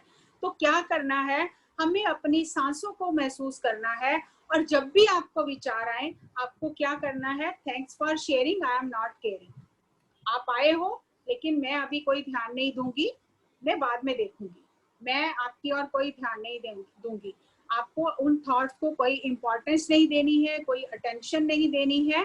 आपको आगे अपनी सांसों के साथ में, अपनी सांसों की जो आपकी गाड़ी है उसी में बैठे रहना है, उससे उतरना नहीं है, उसी में रहना है, थॉट्स के साथ में नहीं जाना है। जब भी थॉट आए आप उसको थैंक यू बोलो और फिर सांसों के ऊपर आ जाओ। थैंक यू बोलने का मतलब है आपने एक्नॉलेज किया। जैसे एक बच्चा होता है, अभी जैसे हम दो लोग बात कर रहे हैं, बच्चा देखता है मेरी तरफ अटेंशन नहीं दे रहे हैं, तो बच्चा आके डिस्टर्ब करता है, वो आके कहेगा मम्मी ये बात है, मम्मी ये देखो, मम्मी ये देखो। हम क्या करते हैं? बाद में आना, बाद में आना। लेकिन जब बार बार वो आता है और हम उसकी बात सुनकर उसको कहते हैं ठीक है अब मैंने सुन लिया ना, अब दोबारा मत आना, बाद में बात करेंगे, तो वो बच्चा दोबारा नहीं आता। जब तक हम उसकी बात नहीं सुनते, वो आके डिस्टर्ब करता रहता है। ऐसे ही अगर हम अपने मन को एक बिगड़ा हुआ बच्चा मान लें, तो जब वो थॉट्स लेकर आता है तो हम उसको कहें ठीक है मैंने सुन लिया तुम्हारा थॉट, लेकिन बाद में इसको देखूंगी, अभी मैं अपनी सांसों के साथ रहूंगी। तो आप देखेंगे धीरे धीरे विचार ऑटोमेटिकली कम होने लग जाएंगे। तो हमें क्या करना है? Thanks for sharing, I am not caring, कि मैं विचारों पर ध्यान नहीं दे रही हूँ। अब यहाँ हम एक चीज और समझेंगे नेक्स्ट स्लाइड में, कि स्लीप और मेडिटेशन में क्या डिफरेंस है। ध्यान में हमें नींद जैसा लगता है, पर वो नींद नहीं है। लेकिन जो ध्यान में घटता है वही हमारे साथ नींद में भी घटता है। उस समय हम अवेयर नहीं होते हैं, बेहोश होते हैं। तो 4 ऐसी स्टेज हैं जब हमारा एस्ट्रल बॉडी फिजिकल बॉडी से बाहर जाता है। एक तो नींद में हर दिन हमारा एस्ट्रल बॉडी फिजिकल बॉडी से बाहर जाकर energy, life force, life energy, प्राण ऊर्जा, कॉस्मिक एनर्जी को लेकर आता है और फिर वापस शरीर के अंदर आ जाता है। आपने देखा होगा कि कभी आप बहुत गहरी नींद में होते हैं और अचानक आपको कोई आवाज मारे तो आप एकदम हड़बड़ा कर उठते हैं, क्योंकि आपका एस्ट्रल बॉडी बहुत दूर होता है। और वो झटके से जब वापस आता है तो कुछ एक पल के लिए हमें ये भी पता नहीं चलता कि हम कहाँ पर हैं। हम इतना घबरा जाते हैं क्योंकि एस्ट्रल बॉडी और एस्ट्रल बॉडी को फिजिकल बॉडी में फिट होने में कुछ पल लग जाते हैं, क्योंकि वो अचानक जहां था वहां से दौड़कर वापस आया है इमरजेंसी सिचुएशन देखकर। इसीलिए कहते हैं कि जो नींद में सो रहा होता है उसको झटके से नहीं जगाना चाहिए, और जो ध्यान में बैठा होता है उसको भी झटके से नहीं जगाना चाहिए, क्योंकि उसका एस्ट्रल बॉडी कहाँ है आप नहीं जानते। फिजिकल बॉडी और एस्ट्रल बॉडी में अभी दूरी बनी हुई है, तो उसको हमें बिल्कुल हल्के से टच करना चाहिए या आवाज हल्के से लगानी चाहिए ताकि उसको झटका ना लगे। और ऐसे ही जब डॉक्टर हमें एनेस्थीसिया देता है, जब हमारी सर्जरी होती है, एनेस्थीसिया दिया जाता है, उस समय एस्ट्रल बॉडी को जबरदस्ती सिस्टम से बाहर निकाल दिया जाता है ताकि हम पेन को फील ना करें। कितनी सर्जरी होती है, हार्ट की सर्जरी होती है, पूरे बॉडी में कितनी सर्जरीज होती हैं, लेकिन जब सर्जरी हो रही होती है तब हमें बिल्कुल भी पेन फील नहीं होता, क्योंकि हमें एनेस्थीसिया दिया गया है, हम बेहोशी की हालत में हैं और हमारा एस्ट्रल बॉडी अभी फिजिकल बॉडी से दूर है। और ऐसे ही थर्ड स्टेज में मेडिटेशन में हमारा एस्ट्रल बॉडी फिजिकल बॉडी से बाहर जाता है, लेकिन हम पूरी तरह अवेयर होते हैं। स्लीप और एनेस्थीसिया में हम अवेयर नहीं होते। कुछ लोग एनेस्थीसिया में अवेयर रहते हैं, बहुत कम, लेकिन मेडिटेशन में हम अवेयर होते हैं कि हम कहीं और भी हैं और हम यहाँ बैठकर ध्यान भी कर रहे हैं, हम मास्टर से बात भी करते हैं, मैसेजेस भी लेते हैं, एस्ट्रल ट्रैवल भी करते हैं और हमें सब कुछ याद रहता है। और एक फोर्थ स्टेज है डेथ। डेथ में हमारा एस्ट्रल बॉडी फिजिकल बॉडी से जब बाहर जाता है तो हमारी सिल्वर कॉर्ड कट जाती है और फिर एस्ट्रल बॉडी वापस फिजिकल बॉडी में नहीं जा सकती है। और डेथ के टाइम पे ये permanently astral body physical body से अलग हो जाती है। स्लीप, एनेस्थीसिया और meditation temporary out of body experience है, लेकिन जो डेथ है वो permanent out of body experience है। पत्री सर का कहना है all physical problems are due to mental worries, all mental worries are due to intellectual maturity and immaturity due to lack of knowledge of spiritual science. क्योंकि हमें आध्यात्मिक विज्ञान का पता नहीं है, हम अनावश्यक बोलते हैं, अनावश्यक सोचते हैं और हम बीमार हो जाते हैं। जैसे ही हमें आध्यात्मिक विज्ञान का पता चलता है, पत्री सर हमें कहते हैं मौन में रहो, ध्यान में रहो, शाकाहारी बनो, मिताहारी बनो, तो हमारी एनर्जी सेव होती है, हमारा माइंड रिलैक्स होता है और हमारी बॉडी हील हो जाती है। क्योंकि physical health is fruit, mental health is root. Physical health is directly proportion to mental health. जितना आपका मन शांत है उतना आपका शरीर स्वस्थ है, ये बराबर बराबर चलता है। अगर आपका 100% मन स्वस्थ है, 100% आपका तन स्वस्थ है। अगर आपका मन 80% स्वस्थ है, आपका तन भी 80% स्वस्थ है। Meditation is being with your own self, loving your own self, spending time with your own self. ध्यान का मतलब है अपने साथ समय बिताना, अपने से प्यार करना और अपने भीतर जाना स्वयं के लिए। ये स्वयं के भीतर की यात्रा है। और ऐसी यात्रा करने से होता क्या है, हमारा पूरा सिस्टम, पावर ऑफ मेडिटेशन क्या है, रीअवेकनिंग। हम जाग जाते हैं, हम जो जागे हुए हैं, हम ये जागी हुई स्थिति में, इसको हमारी योगिक साइंस इसको जागी हुई स्थिति नहीं कहती है, वो योगिक साइंस ये कहती है we are all sleepwalkers, हम नींद में चल रहे हैं। लेकिन जैसे ही हमारी आत्मा जागती है तब हम पुनः जागृत हो जाते हैं और हमारा सिस्टम अपने आप को रीअरेंज करता है। हमारे नए कमांड्स हमारी बॉडी को जाते हैं और हमारी बॉडी बैलेंस करती है। अगर हमारी बॉडी आउट ऑफ बैलेंस है तो आप देख रहे हो जैसे रेड साइड का हमारा कनेक्शन है, हमारे ब्रेन का, डिवाइन का और हमारे हार्ट का, ये कनेक्शन जिगजैग वे में है, कटा कटा है। लेकिन जब हम ध्यान करके इस कनेक्शन को रीअरेंज करते हैं, रीअवेकन होते हैं, रीऑर्डर करते हैं, रीबैलेंस करते हैं, तो हमारा डिवाइन से कनेक्शन बन जाता है। और मेडिटेशन की पावर से क्या होता है, हम 3 डायमेंशनल बीइंग से मल्टी डायमेंशनल बीइंग बन जाते हैं और हमारे जो केमिकल रिएक्शन है बॉडी के, इमोशंस के, थॉट्स के, वर्ड्स के, हैबिट्स के, जो हमारे बिहेवियर पैटर्न है वो चेंज होने लगते हैं। जैसे अभी हमने वाक शुद्धि पे काम किया तो हमने अपने वो बिहेवियरल जो हमारे वर्ड थे, नेगेटिव वर्ड जो हम बार बार बोलते थे, हमारी आदत बनी थी, उनको चेंज किया। थॉट्स को चेंज करते हैं, हम अपने इमोशंस को चेंज करते हैं, क्योंकि जो न्यूरॉन्स हमारे ब्रेन में बार बार आपस में कनेक्ट होते हैं वो हमारे पाथवे बन जाते हैं। हमारा ब्रेन ना चाहते हुए भी ऑटोमेटिकली उसी रास्ते पे चल पड़ता है। आपने देखा होगा कि हम वही चीजें हम बार बार करते हैं। आज अगर मैं भी हूँ, मुझे लगता है मैं अपने ऊपर काम कर रही हूँ और मैं ध्यान भी कर रही हूँ, ध्यान प्रचार भी कर रही हूँ, लेकिन अचानक जब कोई स्थिति आती है और उस समय अगर मैं जागरूक नहीं होती हूँ तो मेरा जो ब्रेन है, जो मेरे न्यूरॉन्स हैं, वो पुरानी ही आदतों के अनुसार काम करते हैं। लेकिन जैसे ही मैं अवेयर हो जाती हूँ और मैं वो पैटर्न चेंज करती हूँ तो मेरे जो रास्ते जो हैं ब्रेन में, नए रास्ते बनने लग जाते हैं और मैं नए तरीके से, नई सोच से, नई पद्धति से काम करना शुरू करती हूँ और मेरे जो ब्रेन है वो नए रास्ते बनाने लग जाता है। आपने देखा जैसे एक नल होता है तो नल से अगर एक एक बूंद पानी टपकता है, देखने को बूंद बहुत छोटी है, उसमें कितना वजन है, बहुत कम, लेकिन जब वो निरंतर पानी एक एक बूंद टपकता रहता है तो वो एक बूंद पानी भी जहां पर गिरता है वहां पर वो गड्ढा कर लेता है। आपने देखा होगा कि एक एक बूंद पानी टिप टिप टिप टिप गिरता रहता है तो वहां पर गड्ढा बन जाता है।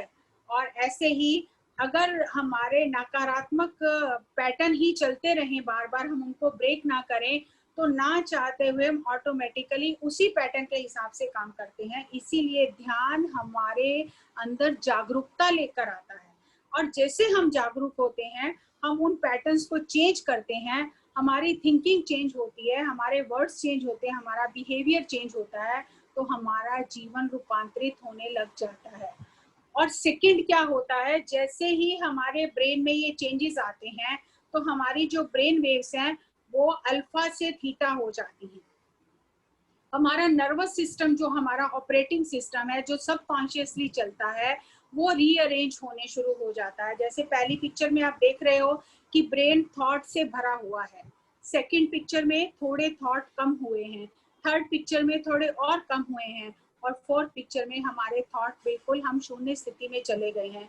तो ध्यान में जैसे जैसे हम शून्य स्थिति में जाते हैं और हमारे माइंड को एनर्जी मिलती है, हमारे सब कॉन्शियस जो ऑपरेटिंग सिस्टम हमारा है, जब उसको एनर्जी मिलती है, नई इंफॉर्मेशन मिलती है, तो हम हमेशा हमारे अंदर हैप्पी हार्मोन्स बढ़ते हैं, तो हम खुश रहते हैं और हमारी बीमारियां ठीक होने लग जाती हैं। तो this is total energy work, पूरा एनर्जी वर्क जो ध्यान में हमारे साथ होता है। सिर्फ और सिर्फ अगर हम सांसों को महसूस करते रहें, हमारे अंदर इतना बदलाव आता है।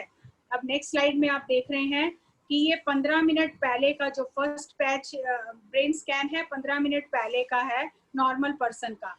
इसके कलर्स देखिए आप, और 15 मिनट ध्यान करने के बाद का स्कैन देखिए, और 25 मिनट ध्यान करने के बाद का स्कैन देखिए कि कितने ज्यादा ब्रेन में चेंजेस आ गए हैं, क्योंकि केमिकल चेंज हो गया है, हार्मोन चेंज हो गए हैं। तो ब्रेन में कैसे चेंज होने से हीलिंग होती है। नीता मैडम अगर हमारे साथ वसंता मैम जुड़ी हुई हैं तो एक बार उनको अनम्यूट कीजिएगा। तो हमारे अंदर ब्रेन में कैसे चेंज होते हैं, ये कोई काल्पनिक कहानी या कोई ऐसा ही आपको लुभाने के लिए ऐसा पिक्चर्स नहीं डाली गई हैं, ये बिल्कुल सच्चाई है। और बहुत सारे ऐसे मास्टर्स हैं जिन्होंने इस चीज को अनुभव किया है और अपनी हीलिंग की है, सिर्फ और सिर्फ घंटों घंटों ध्यान करके वो अपनी हीलिंग करने में सक्षम हुए हैं क्या? नहीं, विभा गुप्ता जी हैं, बाकी वो नहीं है, वसंता मैम नहीं है।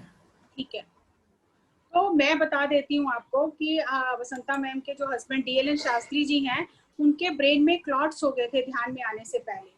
और जब उनको किसी ने इंटरव्यू देने गए थे और वहां पर ध्यान के बारे में बताया और बोला आप ध्यान करो, उन्होंने आकर यहाँ पर इंद्रपुरी सेंटर में ध्यान करना शुरू किया। और वो हैवी स्टेरॉइड्स लेते थे, कॉर्टिसोल बढ़ा हुआ था उनका। फेसबुक पर उनका पूरा रिपोर्ट्स के साथ में उनका पूरा एक एनिमेशन मूवी भी बना है, आप उसको देख सकते हैं, मैं नीता मैम के साथ शेयर कर दूंगी। तो उन्होंने 6 महीने निरंतर ध्यान किया, कहाँ तो वो 15-20 स्टेरॉइड्स लेते थे डेली, और 6 महीने निरंतर ध्यान करने से उनके जो ब्रेन के क्लॉट्स थे वो रिमूव हो गए। तो कभी समय मिलेगा तो जरूर उनको बुलाएंगे। आज मैंने मैम को मैसेज किया था, शायद उन्होंने देखा नहीं है, तो आप उनका एक्सपीरियंस सुन सकते हैं और फेसबुक पर आप देख भी सकते हैं। तो उनका जो ब्रेन में जो क्लॉट्स हुए थे उसकी वजह से लेफ्ट साइड नम होनी शुरू हो गई थी, जैसे पार्शियल पैरालिसिस टाइप हो जाता है। तो ध्यान करने से निरंतर 6 महीने घंटों घंटों ध्यान करने से उनका जो ब्रेन था वो अपनी नॉर्मल पोजीशन में आ गया। तो इतना फायदा है ध्यान करने का। और क्या होता है ध्यान करने से, हाँ किसी ने, अरोमा जी ने लिखा है कि उन्होंने शेयर किया है, हमारा जो फूड का डाइजेशन, जो सबकॉन्शियस हमारा ऑपरेटिंग सिस्टम है वो स्ट्रांग हो जाता है, लाइफ फोर्स को ज्यादा ब्रीथ करते हैं, हमारे वेलबींग हार्मोन ज्यादा रिलीज होते हैं, बॉडी का टेम्परेचर रेगुलेट रहता है, हार्ट बीट रेगुलेट रहती है, बॉडी एंटीबायोटिक्स बनाती है। जैसे मैंने पहले भी आपसे मेडिटेशन वाले स्लाइड में शेयर किया था कि सेरोटोनिन और मेलाटोनिन बढ़ जाता है हमारे अंदर, और हमारे इन्फेक्शन से फाइट करने की हमारी जो इम्यूनिटी स्ट्रांग हो जाती है, डैमेज सेल रिपेयर हो जाते हैं और नए सेल और टिश्यू जल्दी बनने लग जाते हैं। नेक्स्ट स्लाइड में आप देखेंगे कि बैलेंसिंग और रिन्यूअल प्रोसेस कैसा फास्ट हो जाता है। राइट ब्रेन और लेफ्ट ब्रेन के बीच में एक सिंक्रोनिसिटी हो जाती है, थॉट प्रोसेस चेंज हो जाता है, हार्मोन्स, केमिकल, एंजाइम्स चेंज हो जाते हैं, ब्लड केमिस्ट्री चेंज हो जाती है। एंटी एजिंग हार्मोन DHEA जो हार्मोन है, एंटी एजिंग हार्मोन है। और बहुत सारे जो बुद्धिस्ट मॉन्क के थे उनके ऊपर ये स्कैन किया गया और ऐसे उनको डिवाइसेस लगाए गए कि उनके ब्रेन का स्कैन करके देखा गया कि जब वो डीप मेडिटेटिव स्टेट में होते हैं तो ब्रेन कैसे काम करता है। तो ये पाया गया कि वो जो गहरे ध्यान की स्थिति में होते हैं तो उनकी जो एज है 10 से 15 साल पीछे चली जाती है। वो अपनी एज से ज्यादा यंग दिखते हैं, ज्यादा एनर्जेटिक दिखते हैं, और हमारी body natural pain killers automatically अंदर बनाती है। हम ब्रह्मांड से हर तरह की विजडम को डाउनलोड कर सकते हैं। हमारी एक्स्ट्रा सेंसरी परसेप्शन स्ट्रांग हो जाती हैं, क्योंकि हमारी बॉडी के अंदर एक इनर फार्मेसी है जो सही समय पर सही ऑर्गन के लिए सही डोज बनाती है। आप नेक्स्ट स्लाइड में देखो, वो लिखा हुआ है, we have an inner pharmacy, body can make right dose at right time for right organ with zero side effect। जो हमारी बॉडी बना रही है अंदर, उसका कोई भी साइड इफेक्ट नहीं है। सिर्फ एक चीज का ध्यान रखना है कि हम अपनी बॉडी को सही इंफॉर्मेशन दें। यहाँ पर एक चीज मैं आपको और बताना चाहती हूँ कि जैसे हमारा ये हेड है और हमारी ये नेक है, नेक के हिस्से का जो नीचे का हिस्सा हमारी बॉडी है, इसको अगर हम देखें तो एक बॉटल की शेप है। बॉटल जैसे ये सिर का हिस्सा हो गया, नेक जो है ये बॉटल की शेप में है, और नीचे का हिस्सा फिर आगे जैसे बॉटल बड़ी हो जाती है आगे जाके, तो ये हमारी नीचे की बॉडी है।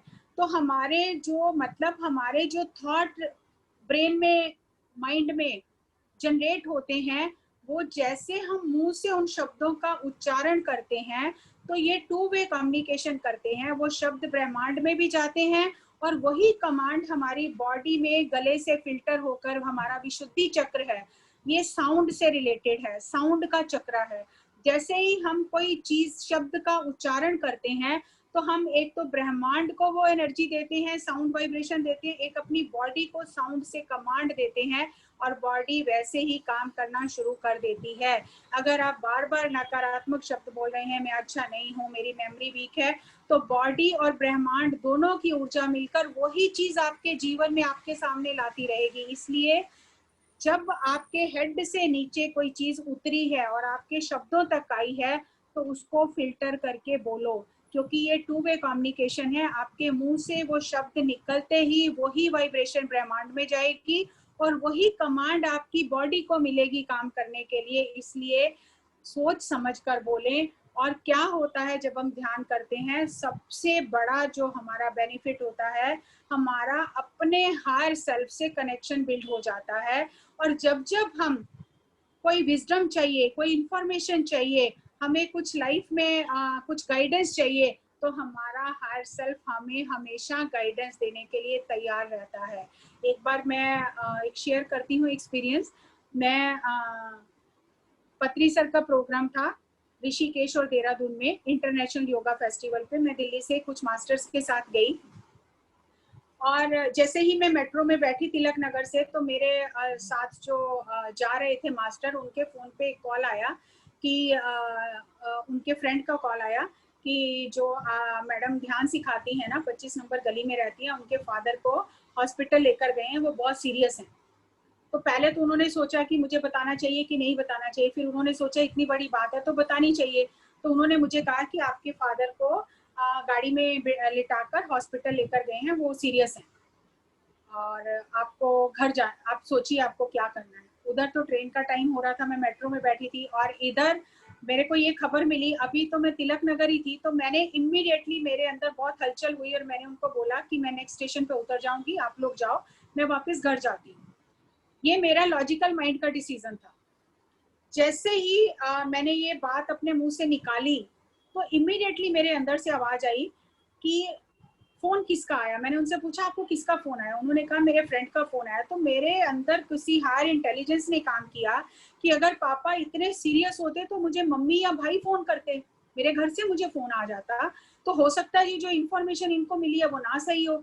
अगर मैं उतर कर यहाँ से घर चली जाऊं और फिर मैं तो ट्रेन पकड़ ही नहीं सकती क्योंकि ट्रेन छूट जाएगी, मैं घर जाऊंगी फिर वापस आऊंगी तो ट्रेन छूट जाएगी। और अगर इतनी अर्जेंसी होती, इतनी सीरियस कोई बात होती तो मेरे घर से मुझे कॉल आ जाता।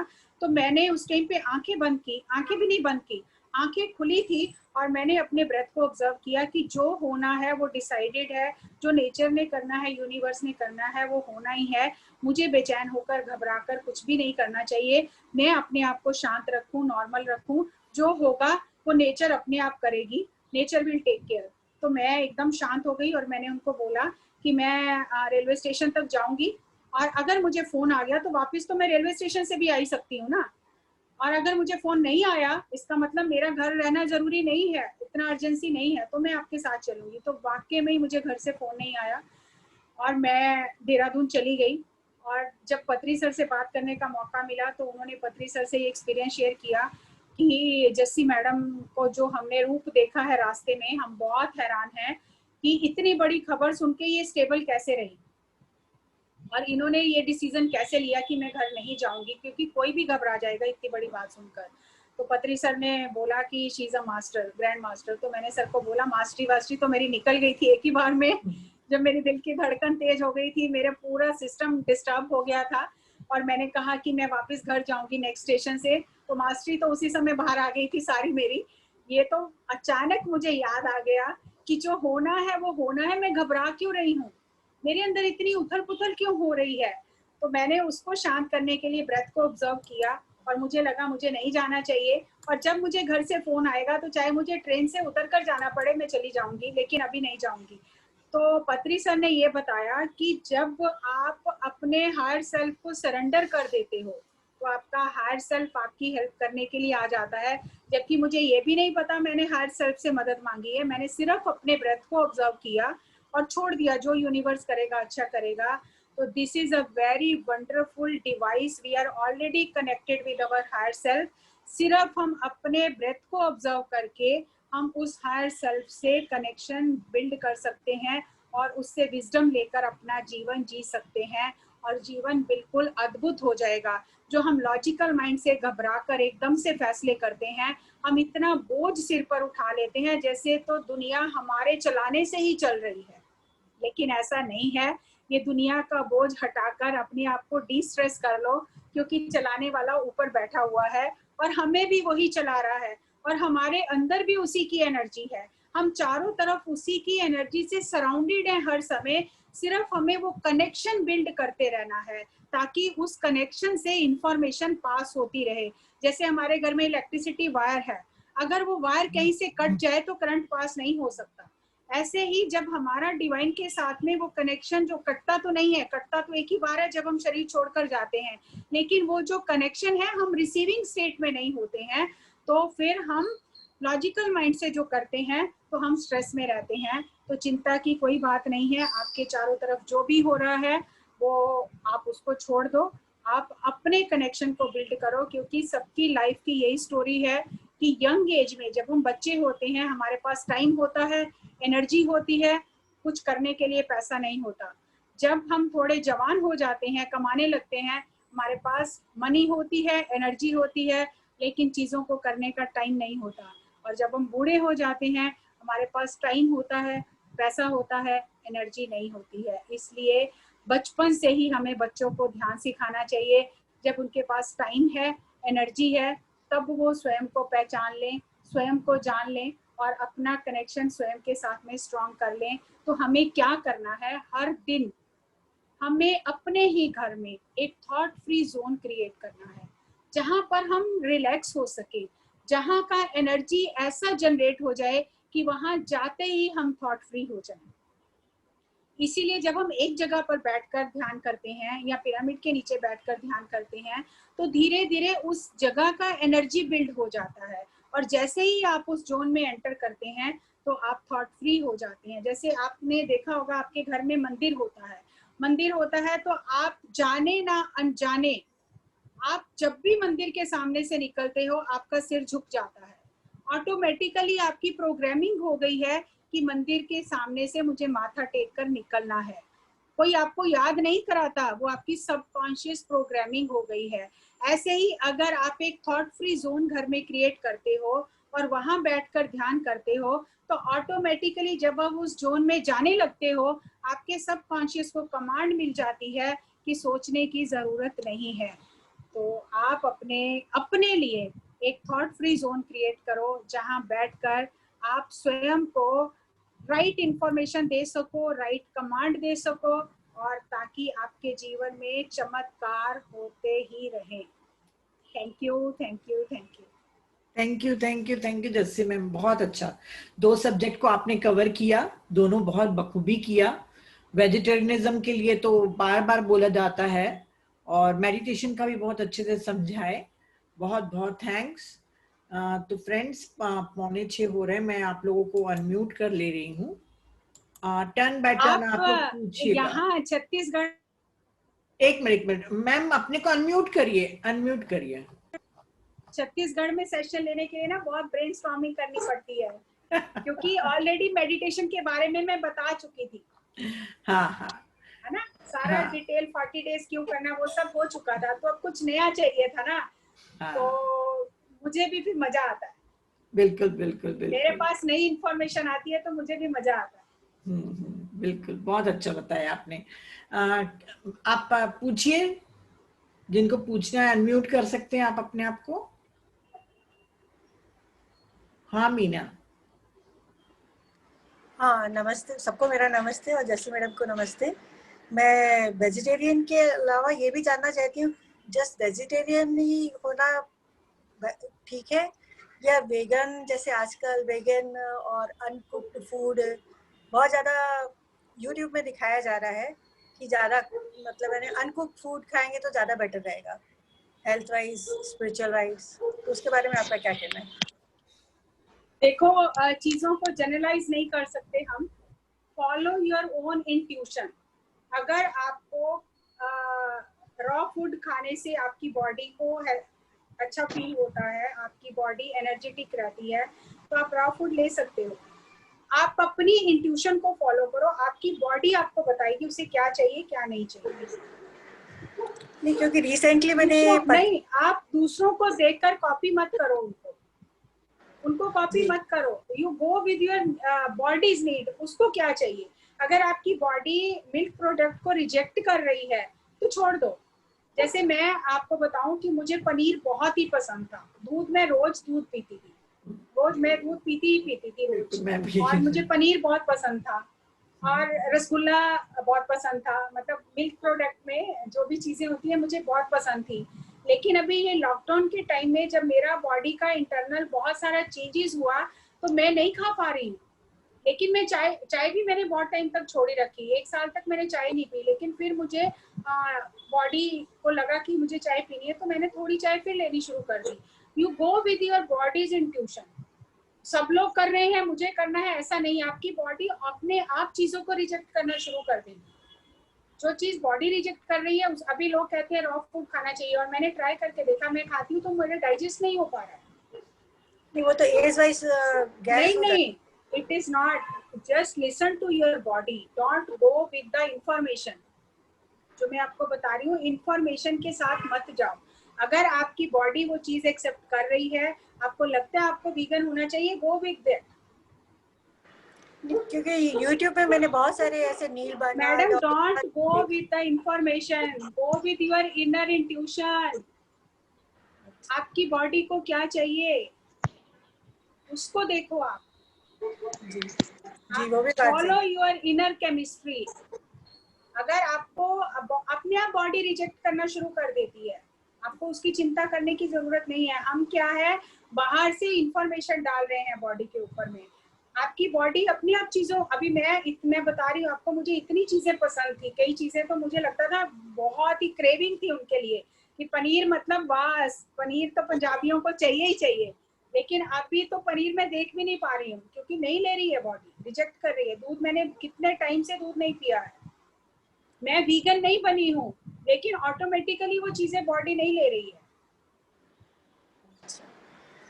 नहीं, मैं वेगन तो नहीं बनना चाहती हूँ, पर जानना चाहती थी क्योंकि वो डॉक्टर नील बर्नार्ड शाह ये सब कह रहे थे करके कि आपकी साइंटिफिक हिसाब से भी आपको वेगन बनना बहुत ही अच्छा रहेगा, आपकी बॉडी हील होगी, इसलिए मैं जानना चाह रही थी। सबसे इम्पोर्टेंट बात है, आप ध्यान करो। ध्यान करने से ही बॉडी सब कुछ आपको बताएगी। आप वीगन बन जाओ और ध्यान नहीं करो तो कहीं भी वो मैच नहीं होगी एनर्जी। ध्यान करने से आपकी एनर्जी बढ़ेगी, आपकी विजडम बढ़ेगी, आपको मास्टर्स बताएंगे आपको क्या करना चाहिए क्या नहीं करना चाहिए। Don't go with the outer information. हर किसी का अपना एक्सपीरियंस है, वो उनका एक्सपीरियंस है। वो उनकी लाइफ का एक्सपीरियंस है। अभी हमारे हमारे डॉक्टर हैं, बहुत पत्री सर के क्लोज फ्रेंड हैं, डॉक्टर एनके शर्मा।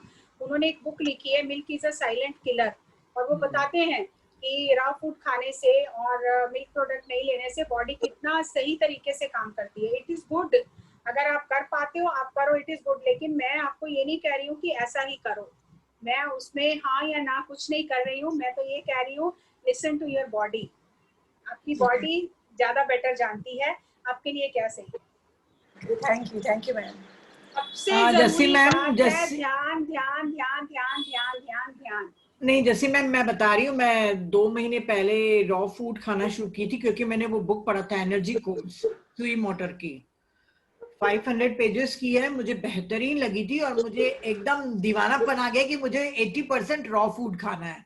मैंने 1.5 महीना फॉलो किया, बहुत बॉडी लाइट लगी, बहुत अच्छा लगा।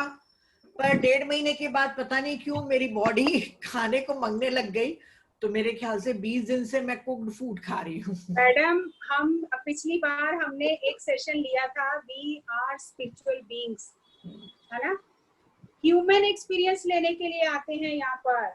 रसगुल्ला खाना है। यस यहाँ पर हम ह्यूमन एक्सपीरियंस लेने आते हैं, ये कहीं किसी और ग्रह पर, प्लेनेट पर नहीं है ह्यूमन एक्सपीरियंस। ये खाने का स्वाद, ये अलग अलग पकवान, ये 56 भोग, ये 36 प्रकार की चीजें, ये इसी प्लेनेट पे है। यहाँ नहीं खाएंगे तो ऊपर जाकर फिर क्या करेंगे? फिर याद करेंगे अरे थे तो नहीं खाया, फालतू के पचड़ों में पड़ गए। नहीं, अभी मैं फिर कुक्ड फूड में आ गई हूँ, फिर से मैं सोच रही हूँ कि 10 दिन के बाद फिर मैं चली जाऊंगी, क्योंकि अभी यहाँ पे फ्रूट्स अच्छे नहीं मिल रहे, बारिश है तो फ्रूट्स ही नहीं है, तो मुझे कुक्ड में आना पड़ा। अपने साथ एक्सपेरिमेंट करते रहो, हाँ, करते रहो। बॉडी बहुत लाइट लगी मैम, ये तो बात है कि मेडिटेशन भी अल्टीमेट लगता था क्योंकि एकदम बॉडी हल्की रहती थी, डाइजेशन में गया ही नहीं, रॉ फूड जल्दी हो जाए। बॉडी को जितना फूड डाइजेस्ट करने में कम समय लगेगा, उतनी लाइट रहेगी, उतनी बॉडी की जो अंदर का लाइट है, सेल्स की जो लाइफ है, जो सेल्स का वो कम्युनिकेशन सिस्टम है, वो उतना बढ़ेगा, उतना स्ट्रांग होगा। क्योंकि बॉडी की एनर्जी फूड डाइजेस्ट करने में नहीं वेस्ट हो रही ना, तो बॉडी उसको हीलिंग में यूज कर रही है, बॉडी उसको और चीजों में यूज कर रही है। कच्चे में बोलते हैं ना प्राणा ज्यादा रहता है, ये ज्यादा होता है नट्स में, फ्रूट्स में प्राणा ज्यादा होता है। तो मैम वो एनर्जी कोर्स में तो टोटली लिखा है 80% raw food should be eaten, ऐसा करके। तो मैडम मैं तो विजडम ऑफ पत्री जी के हिसाब से चल रही हूँ।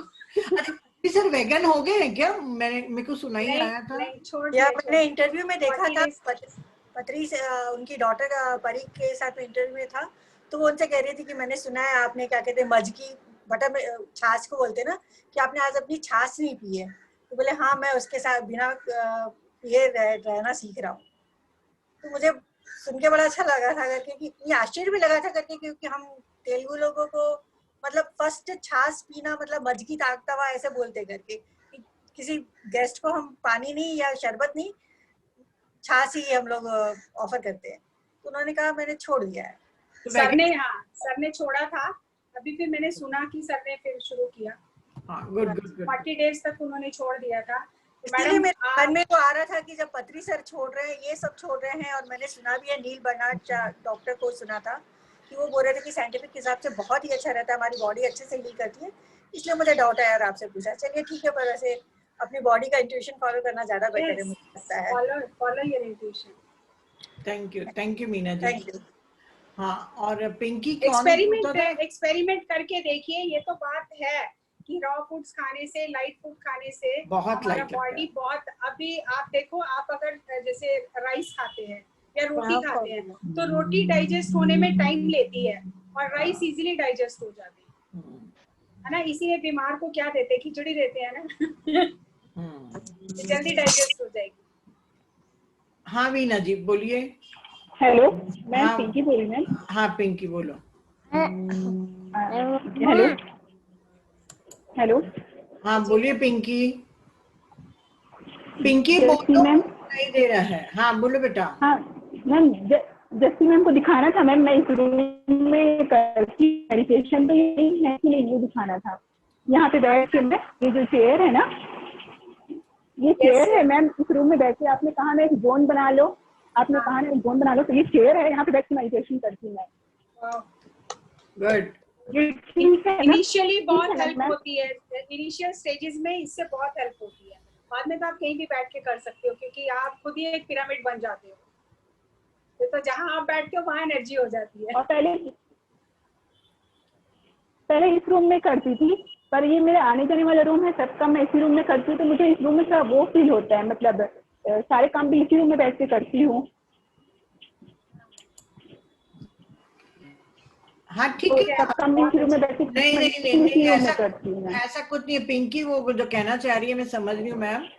तुम्हारी बैठने वाली जगह वही रहनी चाहिए बस, कभी पलंग में कभी बालकनी में ऐसे मत करना, इसी चेयर में बैठ के करना बस। फिर चाहे तुम उस रूम में सो भी हाँ, इसी पाओ चेयर कुछ पे और और इसी बेड पे। हाँ हाँ, इसी रूम में इसी बेड पे, इसी बेड पे मैं करती हूँ मैं। और फिर यहाँ पे जो रास्ता है बाहर निकलने का, तो यहाँ से फिर बाहर निकल जाती हूँ, क्योंकि आने जाने का रूम है, तो मुझे चेयर को देख के याद आता है कि मुझे मेडिटेशन करना है। यस इसी रूम पे बैठ के सब वो काम करती हूँ। ऑटोमेटिकली प्रोग्रामिंग होने लग जाती है हमारी। हाँ हाँ हाँ, बहुत अच्छा लगता है मैम सेशन आपका, बहुत बहुत मोस्ट थैंक्स मैडम, आप बहुत अच्छी मैम हो मैम, आपकी सब बातें मुझे बहुत अच्छी हैं। I love you ma'am. Thank you, I love you 1 2 3 4 5 6 7 8 9 10। Ma'am ये आपकी बातें मैंने ये भी लिखा है, बॉटल भी लिखा है इसमें, thanks for healing, thanks water of healing, ये सब बातें मैंने लिख दिया है आपने। वेरी गुड वेरी गुड, बहुत अच्छा, thank you so much ma'am. Thank you. हाँ इति जी। हाँ, नमस्ते भाभी, नमस्ते जस्सी मैम। नमस्ते। नमस्ते जी। जस्सी मैम। नमस्ते जी। नमस्ते। नमस्ते जस्सी मैम। हाँ जी, अभी हाँ जी। कहा ना, बस मैं 2.5 महीने से, जब से मैंने मेडिटेशन करना शुरू किया है, तब से मैंने नॉनवेज नहीं खाया है और कुछ भी नहीं। Thank you. और रियली आपका सारा सेशन इतना अच्छा लगता है ना, बस मैं पेन लेके लिखते रहती हूँ कुछ कुछ लाइनें। जैसे एक लाइन मेरी छूट गई थी मैम, मुझे पूछना था, आपने कहा था कि जब थॉट्स आते हैं दिमाग पे तो आपको क्या बोलना है? Thank you for sharing. कुछ नहीं करना, उसके बस आगे आप अपने ब्रेथ को ऑब्जर्व करो, उस समय अपने ब्रेथ को ऑब्जर्व करते रहो। नहीं वो कोटेशन बोल रही है, thanks for sharing. Thanks for sharing, I am not caring. Okay okay. एक ना मैंने और भी गूगल में देखा था, तो उसमें मुझे वो भी कोटेशन अच्छी लगी थी, बट मैंने वो फिर कभी शेयर करेंगे। तो जैसे होता है ना कि कोई चीज हमें बहुत डिस्टर्ब करती है, किसी ने कुछ कह दिया और हम वो दिमाग में सोचते सोचते परेशान होते रहते हैं ना, उस चीज को लेकर हम चाहते हैं निकल जाए पर नहीं निकलती है। तो ऐसा ही कुछ था, तो उसमें लिखा था not my monkey not my circus.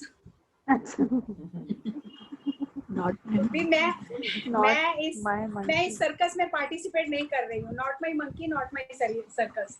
तो कई बार मेरे तो ध्यान में आता है, तो जैसे कोई चीज बहुत डिस्टर्ब करती है ना, तो मैं फिर उस टाइम पे ये बोल देती हूँ, not my monkey not my circus, मेरा नहीं है। और ध्यान फिर वहां से हट जाता है।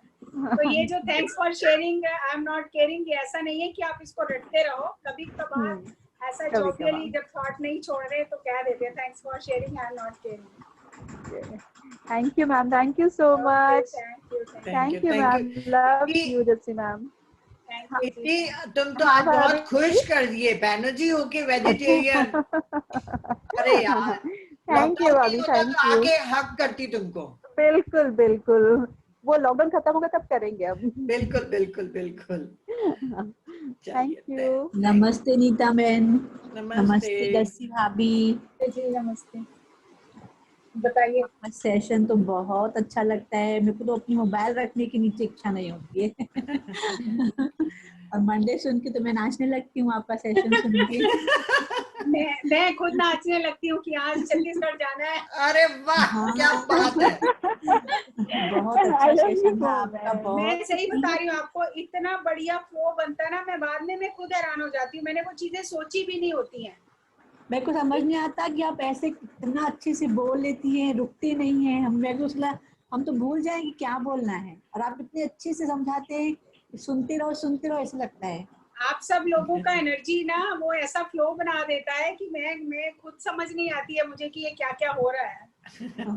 और आपने एक वो बोला ना कि जैसे कि अपने अंदर से आएगा खाने का, जैसे मेरे अपने हस्बैंड को बोलती हूँ कि आप अभी जैसे एज वाइज थोड़ा सा फर्क पड़ता है ना, कमजोरी आ जाती है, तो अभी इनको बुखार हो गया, तो मैंने बोला इनको ड्राई फ्रूट वगैरह लो, तो बोलते हैं उनसे क्या होगा, कुछ नहीं होगा। तो मैंने बोला देखो आपकी इच्छा जैसे आपको समझ में आए, पर आपको करना चाहिए, ड्राई फ्रूट लेना चाहिए। बोलते नहीं मैं ऐसे ही ठीक हूँ। तो उनके अंदर अभी आपने जैसे बताया तो मेरे को अच्छा लगा कि चलो ठीक है, उनको उनकी बॉडी नहीं बोलती होगी इसलिए नहीं खाते होंगे। एक एक्सपीरियंस मैं शेयर करना चाहती हूँ। और यहाँ पर अभी आपने बात की तो देहरादून की एक मैडम है, बहुत सीनियर मास्टर हैं हमारे देहरादून के, बहुत काम किया है उन्होंने, तो हैदराबाद से हैं लेकिन अभी आजकल देहरादून में हैं। तो उनके हस्बैंड नेटको फार्मा में GM हैं। तो उनकी बेटियां जब कॉलेज जाती थी तो बच्चों को क्या होता है ना, हर दिन मैगी खानी है, पास्ता खाना है, नूडल्स खाने हैं, पिज्जा खाना है। तो जैसे मदर क्या होता है खाना बना के रखती है, बच्चे आते हैं क्या बना है, ये और ये नहीं खाना, मैगी खानी है, पास्ता खाना है।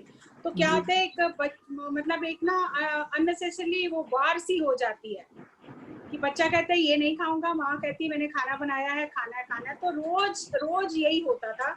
और फिर बच्चे भी चिढ़ते हैं तो बच्चे जानबूझ के वही चीज खाते हैं बार बार, जिसको मना किया जाता है, क्योंकि एक टेंडेंसी होती है बच्चों की कि उनको वही करना है जो पेरेंट्स मना करते हैं, वो जब टीन एज में होते हैं स्पेशली।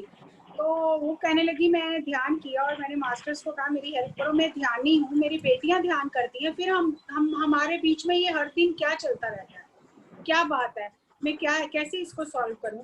तो उनको मास्टर्स ने ये बताया कि हर चीज में एनर्जी है, चाहे वो मैगी भी खा रहे हैं उसमें भी तो कुछ तो एनर्जी है ना। अब जब आप उसको खाने से पहले 10 बार ये बता रहे हो ये गलत है, ये सही नहीं है, ये फूड अच्छा नहीं है, ये तो आप जो नेगेटिव वाइब्रेशन अपने थॉट से अपने वर्ड से दे रहे हो वो कैसे ठीक हो सकता है। तो कम से कम आप वाइब्रेशन तो पॉजिटिव दे सकते हो कि जो भी वो इसकी इच्छा है खाए। और मास्टर ने उनको बोला कि आप कुछ दिन तक बिल्कुल मुंह नहीं खोलोगे, उनको टोकोगे नहीं, जो उनको करना है उनको करने दो। और उनके खाने को लेकर आप कोई भी नेगेटिव थॉट नहीं जनरेट करोगे कि ये गलत है, इसको मत खाओ। तो आप पॉजिटिव थॉट रखो कि जो भी ये खा रहे हैं वो खाना इनको एनर्जी दे, इनको हेल्थ दे, इनका मन शांत रहे, ऐसी जो चीजें हैं आप वो करो। तो वो ध्यान करती थी। और जैसे उनकी बेटी अगले दिन आई, क्या खाएगी, तो ये बना, तो मैं तो मैगी खाऊंगी, ठीक है तुम मैगी खाओ, ये ध्यान में बैठ के वो थॉट्स भेजती रही। फिर अगले दिन भी ऐसे हुआ। 3-4 दिन बाद वो बेटी बहुत हैरान हो गई कि मम्मी को क्या हो गया, मम्मी बोल क्यों नहीं रही है। तो उसने आके पूछा, मम्मी आप क्यों नहीं बोल रहे हो, आपको क्या हुआ। तो इन्होंने बोला मुझे मास्टर, जैसे अभी वो ध्यान करती थी तो बोला मास्टर से मुझे कहा है कि आप अच्छी वाइब्स दो, जो भी उसकी इच्छा उसको खाने दो। और धीरे धीरे वो बेटियां चेंज हो गई और उन्होंने घर का खाना खाना शुरू कर दिया। तो उन्होंने मुझे बोला कि कहीं भी आप जाते हो तो एक्सपीरियंस जरूर बताओ। बीइंग अ मदर आप अच्छी वाइब्स तो भेज सकते हो, लेकिन हम वाइब्स को और वर्ड्स को गलत कर लेते हैं, तो वो एनर्जी जो मिलनी चाहिए वो भी बच्चे को नहीं मिलती है। तो इसीलिए कोई भी खाना, जो भी कोई खा रहा है, हमें उसमें अपने नेगेटिव थॉट्स और नेगेटिव वर्ड्स नहीं डालने चाहिए, तो उसका एनर्जी अपने आप काम करेगा।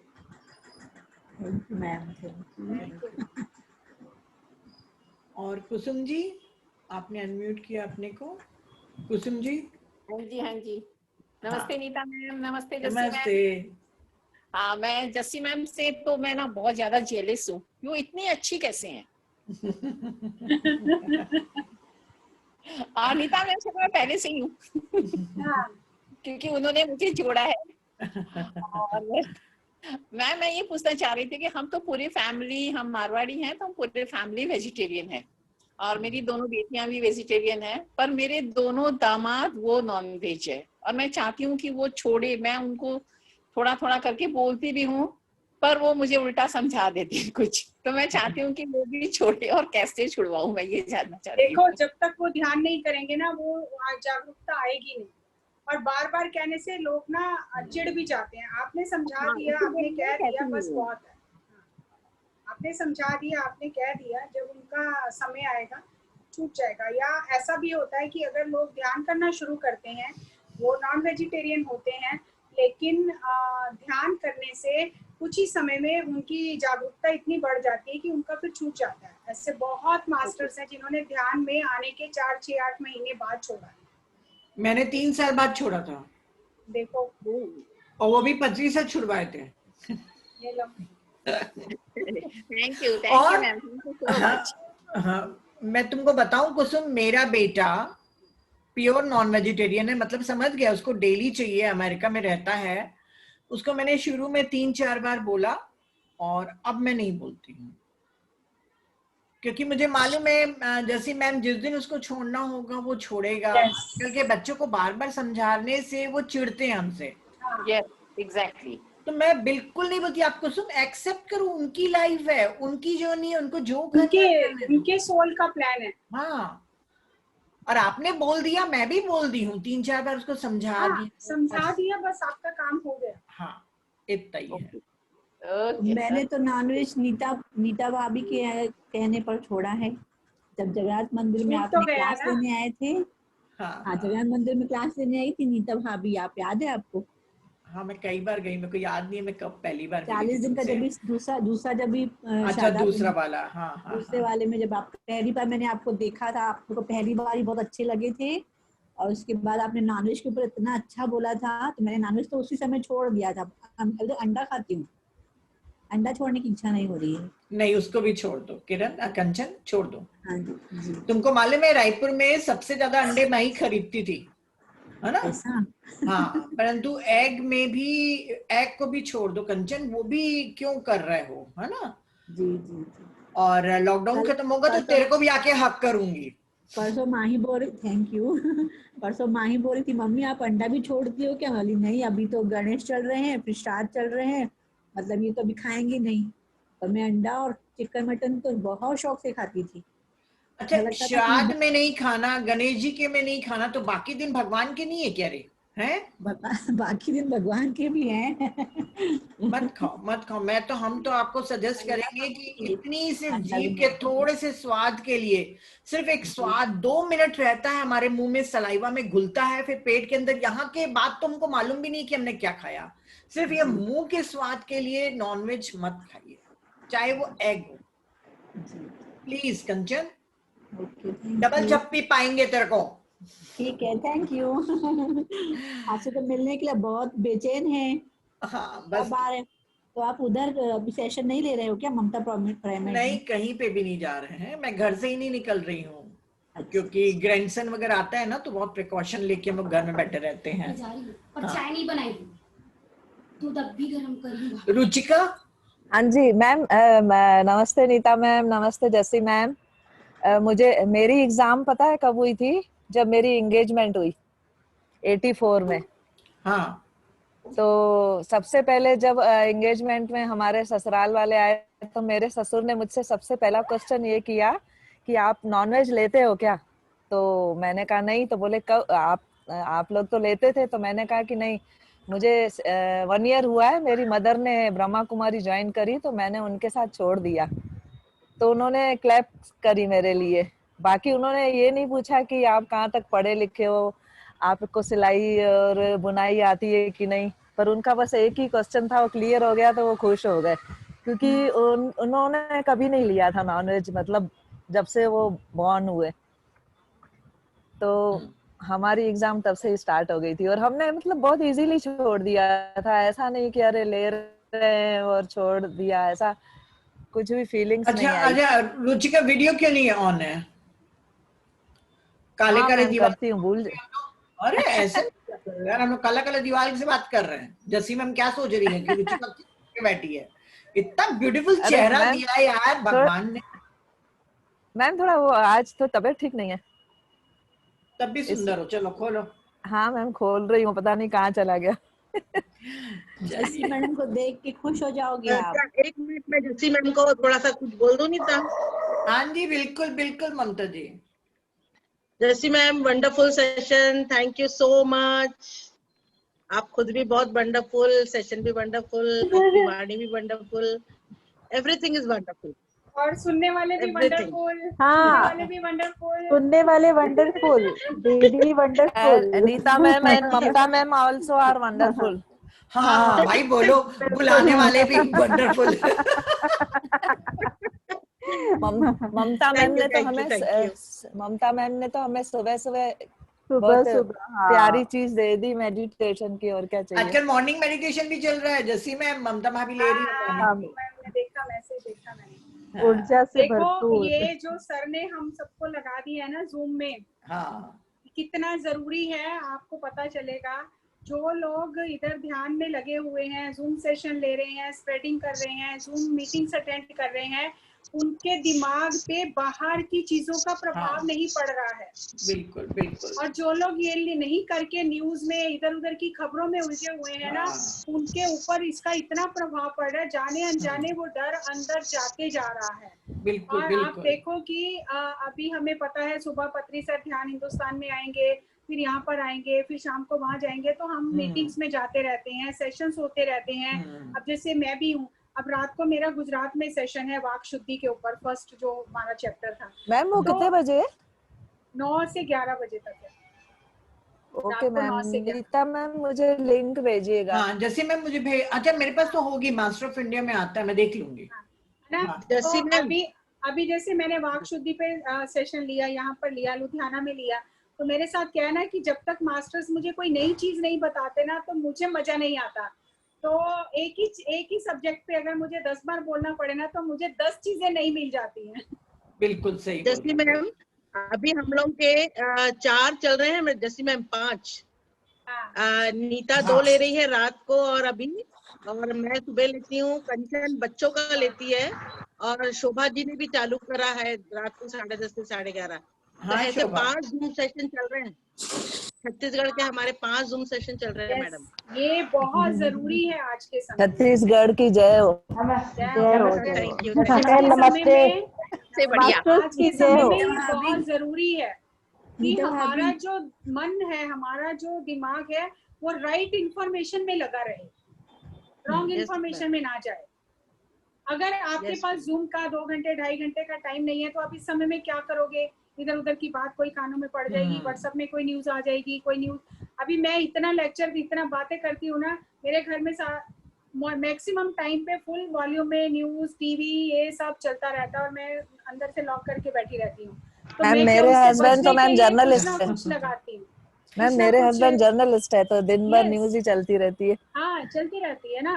तो उससे बचने के लिए क्या करना है? तो ऐसी चीजें होनी है ताकि हम पॉजिटिव इंफॉर्मेशन हमारे आसपास रहे और हम उसके हिसाब से चलते रहें। मैम एक दिन तो चिढ़ के बोल दी है, मैं जैसे ये जूम सेशन स्टार्ट हुए ना, तो मैं इसमें बैठी रहती थी, तो बोले मेड ने खाना दिया, तो बोले मैडम कहाँ है? तो बोले मैडम अंदर बैठे हैं, वो क्लास अटेंड कर रहे हैं। तो बोले बस उनको तो यही काम आएगा, और क्या काम आएगा। मैंने कहा बोले तो अच्छा बोले, उनके मुंह में घी शक्कर। बोले उनके थॉट्स कैसे भी थे, मगर मैंने उस चीज को बहुत अच्छे से लिया। यस यस बिल्कुल बिल्कुल। नमस्ते जसी मैम। नमस्ते जसी मैम। नमस्ते जी, नमस्ते। मैं शोभा बोल रही हूँ। नमस्ते जसी मैम। हाँ जी मैंने पहचान लिया। हाँ बहुत अच्छा लगता है मैम। मैंने भी अभी रात को 10:30 बजे से 12 बजे तक क्लास लिया है, रात को ले रही हूँ। और फिर 12 बजे से 4 बजे तक प्रेमनाथ सर का क्लास अटेंड कर रहे हैं। हाँ तो हमारे छत्तीसगढ़ में भी वर्षा हो गई है, ध्यान का 5 क्लास चल रहे हैं। सही बात है। हाँ, हर स्टेट में होना ही है। अच्छा जुड़ रहे हैं मैम, अच्छा लगता है। आप लोग बोलते हो तो उनको फिर हम लोग क्लिक करते हैं, और फिर कुछ कुछ लिखते हैं, फिर रिपीट सुनते हैं, कुछ कुछ जो बोलना है वो बोल पाते हैं तो बोलते हैं, अच्छा लगता है। सही बात है, इसीलिए तो। हाँ स्वाध्याय हो जाता है। ये कॉपी और पेस्ट नहीं है, ये ज्ञान को कॉपी लेना पेस्ट और नहीं देना करते। है कि नहीं जस्सी मैम? हाँ तो वही तो बोल रही हूँ ना, ये कई सेशनों से बहुत कुछ अच्छी चीजें को पकड़ते हैं, और जो हृदय में घुसता है फिर उसको बाहर निकालते भी हैं। ऐसे नहीं कि अंदर रख ले। चलिए आज 23 दिन हो गया मैम, सारी रात नहीं सो रहे हैं, इसलिए दोपहर को थोड़ी आपका जिस समय मेडिटेशन हो रहा है उस समय थोड़ा लेट के मेडिटेशन कर ले रही हूँ, फिर अभी जाके बैठ कर सारी रात जाग रहे हैं। 40 दिन का करेंगे। हाँ जी अच्छी बात अच्छा कर हाँ 40 दिन का संकल्प